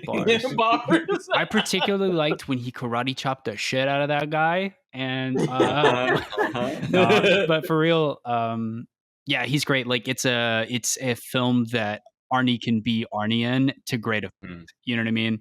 And I'm glad it all worked out the way that it did, because I think he brings a lot to it. Because we were talking about the idea that it was just supposed to be an accountant, like it's supposed to be like a Joe, like it's supposed to be somebody you can relate to, and they go on this great adventure, and that still feels true with him. But like you mentioned, he brings this like superhero charisma to it that really makes it feel larger than life. And then it's one of those things where it's like, if he really is like, he's got all these suppressed memories of being a secret agent, it all comes together. He starts beating the hell out of people. It makes sense. You know what I mean? And it's just like, I feel like for him to really do his best job, he's got to be able to have fun with it and do the Arnie bit, you know? And it's PB&J, you know what I mean? It's cookies and milk. Like this film is just a beautiful melding of those things. Absolutely, dude. Could not have said it better myself. Andre, what are your thoughts on Quaid? I really, it's weird because I really like every character in the movie, but I feel like Quaid is the only one that's a character. If that makes sense. Expand on that for me. Like everyone else, exists in relation to Quaid or the person Quaid used to be, and I don't see them as much. And they're all there sort of to add complexity and depth to the real and fakeness of Quaid. I felt that during the film because, like, while I really enjoyed other characters and I thought they were very well written, I only ever saw Quaid as the one that I was emotionally focused on. Yeah. And sure. It's an aspect of that sort of like protagonist syndrome, that the nature of like you're paying for this experience, you're getting these false memories where it like almost feels natural in the context of the movie that like everyone is sort of peripheral. Like that interpretation of it feels like pretty fair. Absolutely. Everyone except the taxi driver guy. He was. Oh yeah, actually you're right. Benny was the only one that had his own agency. Everybody else's decisions, goals, motivations revolved around either Hauser or Quaid, right? Whereas Benny was literally the only one making. He's his own boss. You know what I mean? Like, yeah, making his own decisions, and you never really knew where his loyalty were. That's what I loved about Benny, is that I think he'd just as easily betrayed Cohagen. You know what I mean? Like, he doesn't really care. Having a good time. I think if I had to be ultra critical, like if I had to pick something that would have been great for the film that we didn't see, it would have been cool to maybe have like 10 minutes of screen time before the nightmare, just to really get a good idea of who Quaid was. You know what I mean? Yeah, and it's not bad this way. It's all very punchy. Like there's not a second of the screenplay that is wasted. You know what I mean? So it's not necessarily bad this way, but it would have been cool to see him just go to work and then interact with that dude who's like his best friend. Maybe they get a drink afterwards. Him and his wife, have dinner. Like some of that might have been nice to have, but I don't necessarily think that the film is like way worse because it doesn't have that in there. Yeah. But if I had to pick one negative thing, that would probably be what I had. Act one flew by. You're completely right. Like Act one went out the window. Yeah, it just gets crazy super quick, which is good. I completely agree with you, Preston. I think it would have been nice to have like 5 to 10 minutes of more of Quaid and Laurie and sort of Earth, I guess, because we're only on Earth for 20 minutes.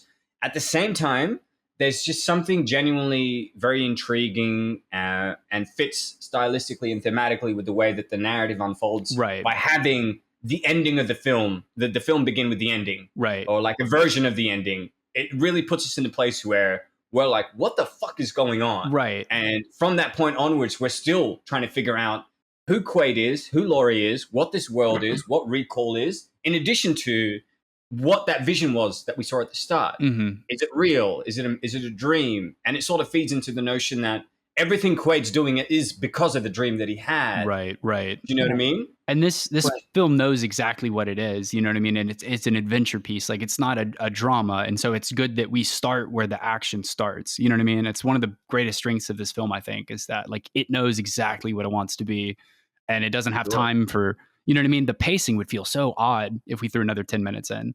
I mean, it'd be great for the development, but dude, as soon as you hit the seat, like, I'm sure people who saw this in theaters, man, they're half the box of popcorn down the first 10 minutes easily. Oh, you know what I mean? Easy, dude. So with that so said, many what the hells, you know?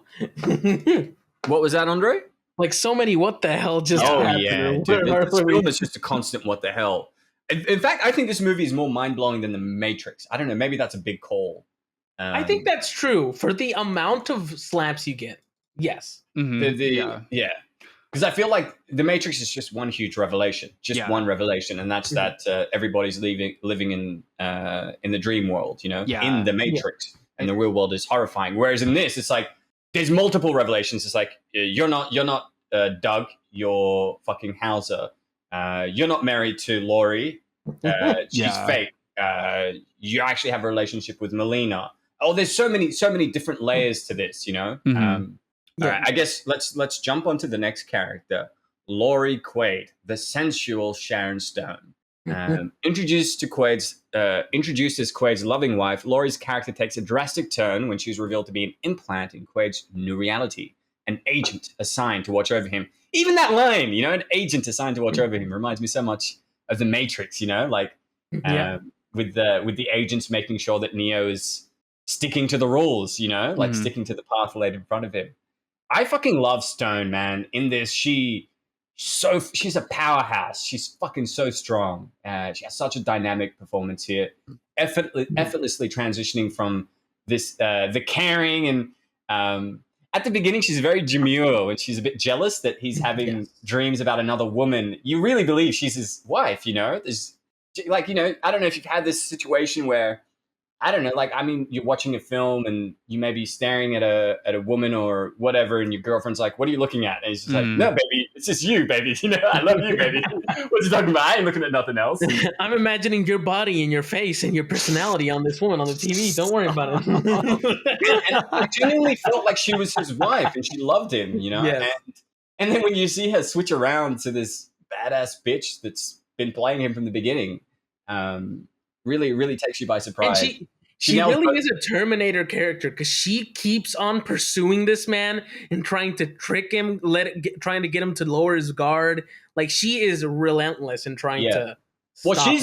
She's more dangerous to me than Richter and Cohagen in a way, because I feel like Cohagen's very blunt, very straightforward. Same with Richter, whereas she's dangerous. You know, she's very conniving.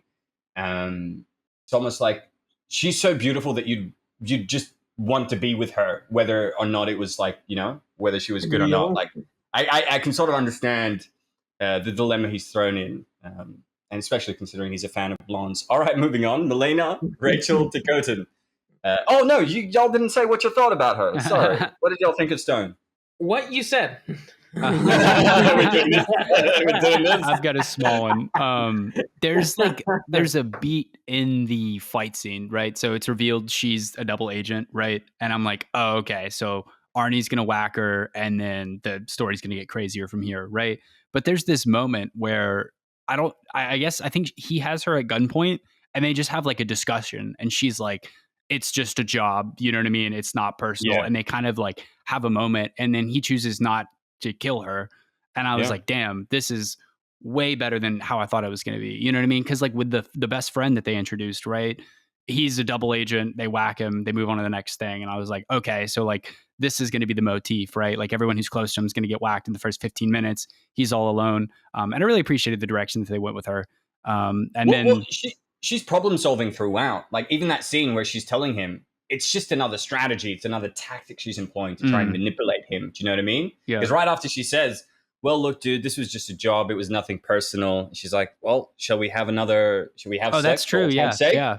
Because she's I trying to kinda make forgot sure about that he that. stays in the room because she knows that the support is coming. She knows that Michael Yeah. Ironside is coming. But I think they can both be true in an extent. You know what I mean? She's like, I this is think a so, job. too. And then she's like, I'm going to continue to do that job by keeping you exactly sure. where we need you. But anyways, I definitely thought it was a sweet decision for them to have her be romantically involved with the guy hunting her down. And then that develops him a bunch when she ends up dying. Like, and he's just like, murder everyone. Fuck it. I'm just going to shoot the window out. We're going to suck all the innocence into the Martian atmosphere. Like, anyways. He takes it personally, you know, when he's just like, will he remember this? And he's like, no. He's like, all right. I'm gonna punch him. I would have thought he would have done more. You know what I mean? Like maybe like stab him in the hand or some shit like that. Just make it a bit more extreme. But all in all, Sharon Stone, fantastic femme fatale. She still looks amazing now. I don't know if y'all seen. She's like in her 60s. Drop dead gorgeous. Shall we move on to Melina, Rachel Takotan? Yeah, let's do it. So Melina is a rebel fighter on Mars and is intertwined with Quaid's memories. She becomes both an ally and a love interest, challenging Quaid's perception of reality. I thought that Takotan portrays Melina with strength and independence.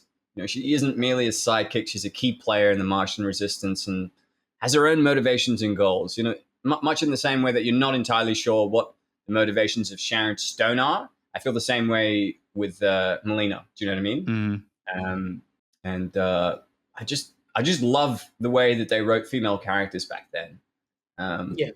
But I mean, like both both Laurie and Melina are very female characters. Do you know what I mean? Sure, they're very strong, very physically capable. They're warrior women, as we saw in the fight between them, which was like the most comprehensive piece of fight choreography, and that was deliberately done by Verhoeven, as he didn't want these to be two women fighting over a man. It's like two warriors fighting over the fate of Mars. You know. But yeah, I really liked her character. I thought she did a really good job. What about you? Yeah, I mean, I think my favorite moment with her, and I guess this is just sort of screenwriting 101, but I loved that when he finally got to her and it was like, all right, this is who I am. This is what's happened. Like, we've got to do this. She's like, I do not believe you, right? Like, get out of here. This is too good to be true. Send him to the door. Like, I was really worried that it would all be too easy. So I appreciate that they gave her the agency to be like, no, this doesn't sound right. And then again, to have a think on it and come back and save him in the nick of time. Because I mean, I guess without her involvement, he was toast. Like, oh, he was dead. She came in and saved his ass. So he was handcuffed too. He was getting dragged across the ground. So absolutely, without Melina, Quaid would have died. I feel like I really liked their decision to make their relationship during the film, because they really didn't tell us. We don't even know like what was there between them before when he was like a quote unquote bad guy, right? Like right. We don't know. They don't tell us. We don't see a single thing of them other than the fact that she seems to be in love with him and he seems to think about her. Actually, I just thought of something. She re-fell in love with Quaid. Yeah, it's exactly what I was going to say. It's a new relationship. You were asking why did she go back to help him? It's like she realized that Hauser didn't exist. Right. Quaid is a completely new person, and she was falling in love with Quaid because he's a good person. So all of her feelings, like all of her beef with Hauser, are like fair and valid. But Quaid's a brand new person, and he's scared, and he needs help. And she fell in love with a completely new person. Essentially, it's a new relationship that unfolds throughout the story, which is really interesting. 100%. Shall we move on to Richter? Yeah, Richter. In my original, I covered Total Recall like 5-6 years ago. I probably need to do another video, but I mispronounced him. I called him Richter, and everybody in the comments like, "It's fucking Richter. Have you not seen the film?" And I'm like, "Chill, yo, come on." I still think it's Richter. I'm just gonna say Richter. But yeah, so a ruthless enforcer working for Cohagen.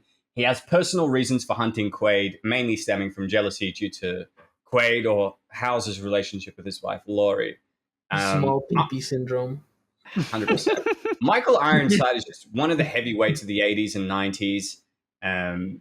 He was in the previous film with David Cronenberg. I think it's called Scanners, about psychic people that can make people's heads explode. But he was fucking fantastic in that. But Ironside is also in Verhoeven's next film, Starship Troopers, which we definitely need to cover. He plays an amazing character in that as well, a lieutenant.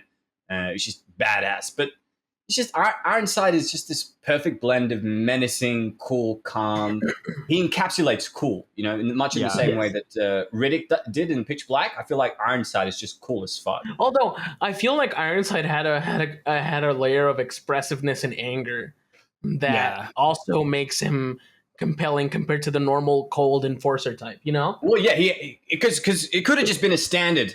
This is why I love the writing of this film. He could have just been a standard enforcer for Cohaagen, the number 2 guy doing his deed. But I love that they twisted in the fact that his wife, was actually sleeping with the guy that they were manipulating. So when she did die, it goes from him being, because at the beginning, you know how like Cohaagen's like, you're not fucking paid to think. You're paid to do what I tell you to do, right? And at the beginning, Cohaagen's very he's basically his bitch, happy to do everything he wants. But as we progress towards the end, it goes from a job to a personal vendetta for him. You know what I mean? He becomes more than a simple antagonist. And I think like for him, it's like making him into the person he used to be is a symbolic killing of him, right? That's enough revenge. Because he's taking this guy who thinks he's a hero, he's erasing him and making him a villain, which I think is nice, which I think is why he only punched him, because the boss, I don't think the boss would have been okay with him if he would have like stabbed him or something. Oh yeah. He literally would have killed him because he threatened Richter, didn't he? He said, if you don't do what I say, I'll fucking lobotomize you. It's like, pretty hardcore. Something I really loved that they did with Richter, and this was something that we saw in our analysis of Blue Beetle, is this like henchman for the main big bad realizes they've been taken advantage of, they're only a tool, and ultimately turn against the main villain at the end. And they planted some seeds of that just with the like sort of level of disrespect that Cohaagen has towards him throughout the film. And I just love that like he's just he's a bad guy through and through, you know what I mean? And then he has a breaking point when he loses his wife and he's like on, John Wick hours. But I just was worried that they were gonna like, when he was like, is she gonna remember any of this? And he kind of like leans in. I was like, what are they about to do? Are they gonna try, like, is he about to let him go? Like, are they gonna do that silly trope that they always do? But anyways, I'm glad they stuck to their guns with this. You know what I mean? Like I said, this movie knows exactly what it wants to be. The bad guys are the bad guys. But they're not just bad for the sake of being bad. Yeah, they are, but they've got a bit more going on for them. So like, I guess this sort of leads into our discussion of Vilos Cohaagen, played by the wonderful Ronnie Cox. So he's the main antagonist, and Cohaagen controls the supply of breathable air on Mars, holding power over its inhabitants. He's ruthless, ambitious, and entwined deeply in the mystery of Quaid's past. So his portrayal gives Cohaagen a corporate coldness. He's not merely evil for the sake of being evil. He's a fucking businessman with vested interests, literal interests, making him all the more menacing. But what I love is he's good friends with Hauser. Hauser's his best friend. Hauser's his business partner. Like, I feel like they both came up with this whole idea of colonizing Mars or whatever they're in. They're both in deep together. They've been doing this from day one. And you get the sense from Cohaagen is like, he almost doesn't want to succeed in the mission if it means that Hauser's not going to be there to join him for the celebration. At the end, right? Yeah. Again, they didn't have to do that. And that's one of the things that keeps me on this, that keeps me on the side of this wasn't a dream, because if it was a dream, we'd see everything from the perspective of Arnold. Yeah. But we switched like, this villain is one of the few people we constantly switch to see what he's thinking. And usually what he's thinking is like, fuck, all right, am I not going to be able to save my friend? Is the operation going to go successfully? He seems very stressed, genuinely stressed, because things aren't going right. And that will probably mean that he's going to have to do something to Quaid. Yeah, absolutely. And we just got to give it up to Ronnie Cox as well. That performance is tremendous. Like, you notice, like, villains pretty much always monologue, but you notice it when it's like trash, right? And like all of his rants are just, I was on the edge of my seat the whole time. He chews up the fucking scenery, and I love that the way they edit his monologues is we get like a 2-for-2 shot, like mid shot of both Cohaagen and Richter when they're sort of talking to each other, and then it just when he's in the final stage of his monologue, it just zooms into his face, and you see him going from calm to fucking furious. It's like a switch. You know that you do not want to get on the bad side of Cohagen, because the way that he treats his own people, like it's terrifying. Because like as I said, like the first like 2/3 of the film, Michael Ironside, Richter, is the enemy because he's the one pursuing Arnie. But as soon as we get to Mars, we see that Richter is under the thumb of Cohagen. Cohagen's the real villain. But even then, Cohagen is a complicated character because he likes Hauser, who Richter's trying to kill because of his personal vendetta. You know what I mean? There's so much going on in this. And I guess last thing I'll say, but I love so much, like, so many films will tell you that their big bad is smart, right? And you just have to live with it, right? And Cohagen is always scheming, and he's letting people know exactly as much as they need to know. And the moment that I really appreciated it was like, we've got him pinned down. I got him, boss. And he's like, cool, leave. And he's like, what? And he's like, do as you're told. And they cut away. And we don't know why either. I mean, obviously, maybe we could extrapolate that they're going to like starve him out or whatever. And then, that builds into the ultimate reveal at the end that this is all part of his scheme. And it all feels very well choreographed. When that big reveal happens, it doesn't feel out of left field. Like, it all fits. Everything comes together.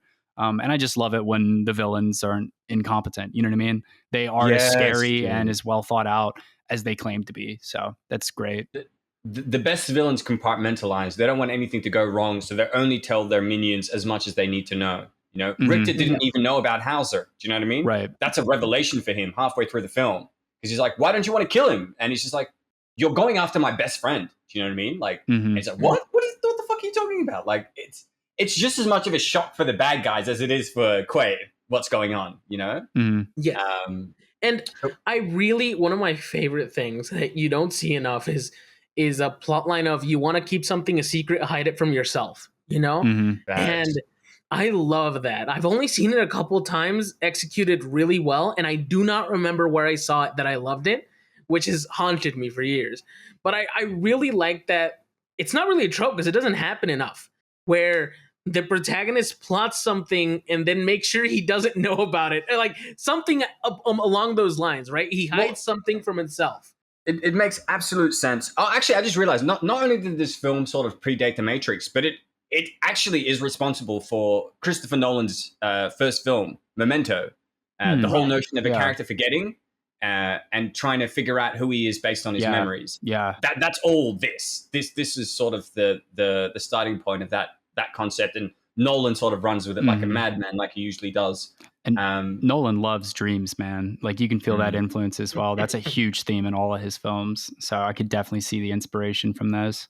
Absolutely. Yes. Shall we push on to our final character, Benny, Mel Johnson Jr., a seemingly friendly cab driver who assists Quaid? Benny's loyalties are put to the test as the narrative progresses. Johnson Jr. provides both comic relief and a sense of the everyday struggle of Mars inhabitants. His eventual betrayal adds to the film's theme of reality, illusion, who can you trust, And I thought he did a really good job. He was the only character who because I really do think that all the characters are quite complex, but he was probably the most intriguing character for me, with the exception of the main ones, simply because you don't know whose side he's on. You don't know how many kids he's got. You don't even know if he's got a wife. You know what I mean? Because he's always lying. He's like, I got 5 kids to feed. And then he's like, I got 4 kids. He's like, what about, I thought you said you had 5. He's like, you got me. And then he's like, wait a minute, was he even lying about having kids at all? Like, you have no idea. Because he said, I don't even have a wife, but he didn't say I don't have kids. Kids, yeah. He's got a silver tongue. And the only person he cares about is himself. And I just thought Johnson did a great job with him. Yeah, absolutely heartbreaking that he's a double agent, but it's the film is stronger because of it. You know what I mean? Like, I wanted that comfort of like meeting a new friend, somebody from the planet that's going to help kind of be their guide. But damn, like this was that was the right decision. I'm still grieving good guy Benny. You know what I mean? Good guy Benny. We miss you. We miss you. Rest in peace. All 15 minutes. R.I.P. brother. With that said, I guess that's pretty much it. Unless you guys had anything you wanted to discuss or any point that you wanted to bring up. I guess honorable mention to Tony. I judged him too soon. Also, yeah, we did. That's Dean Norris. like Hank my from God. Breaking Bad. You can't Yes, tell it because he's is! under all of the prosthetics, but I felt so bad. You know what I mean? It was like, what did he say? You got a lot of You got a lot of nerve showing your face around here. and I was like, ooh, dunk on him. Fuck that guy. And then he took a bullet for Thumbelina. Like, Yeah. damn, dude. Anyways, I'm going to have to work on myself, I think. But yeah, I guess if I was going to add anything else, what's your favorite one-liner from the movie, everyone? Blondes. What have you been feeding this thing? Blondes. Oh no, I couldn't tell you. I think my favorite was fuck them. Like they were like everyone's gonna suffocate, and he just like has like one quick beat, and he's just fuck them. I don't know. It just was so funny to me. The delivery was perfect. Again, shouts out Ronnie Cox. That was hilarious. But yeah, that's all I got. Yeah, there's so many great lines. Oh, and fucking see you at the party, or after he's fucking. Oh my God, yeah. Lost both of his hands. He's like, that's so funny. What the fuck did I do wrong? Another great line. Sue me, dickhead. Sue me, dickhead. Yeah, that was fire. That was great. Well, Cohagen, I have to hand it to you. It's the best mind fuck yet. Oh, don't take my word for it. Someone you trust wants to talk to you. Who is it this time? My mother? My mother. Dude, we'll have to use the best mind fuck yet whenever we get like a film worthy of it. You know what I mean? That's going to be the next Arnie bit. For sure. Panel. For sure. There's so many Arnie lines in this that we've got to save, keep, and reuse for our How to Ruin videos, breakdowns. Well, my dudes, thank you so much for joining me. It was an absolute pleasure to introduce you guys to Total Recall. I knew that Andre hadn't seen it, but I didn't realize that you hadn't seen it either, Preston. Mm-hmm. So this was heaps of fun. Absolutely. Thank God for the 90s. Yeah. Yeah, thank God for the 90s. And the 80s, too. Mm-hmm. The 70s as well. Like, they were different times, baby. They were. And they're so fun to look back on, you know? Absolutely. And we've got a lot of pretty cool 90s and 80s films to cover. We've got 1987's RoboCop and I think 1996's Starship Troopers, both Verhoeven's films. And if you like this film, you're going to love those two. RoboCop is like a satire on America, and Starship Troopers is supposed to be a satire of fascism, but it's not. The writers and Paul Verhoeven completely misunderstood the intentions of Robert Heinlein's novel Starship Troopers, and sort of, we'll cross that bridge when we come to it. And I have I dislike it when people try to explain to you what, like, from like an intellectual perspective, what Starship Troopers is about when they haven't read it or watched it. Yeah, absolutely. Absolutely. But we'll cross that bridge when we come to it. With that said, thank you so much for joining me, guys. And I hope you guys in the audience have enjoyed today's episode, and we'll be seeing you soon, maybe next week even. Till then, have a good day, evening, or morning, wherever you are. And we love you. Thanks for stopping by. Mm-hmm. Peace. Peace. Peace.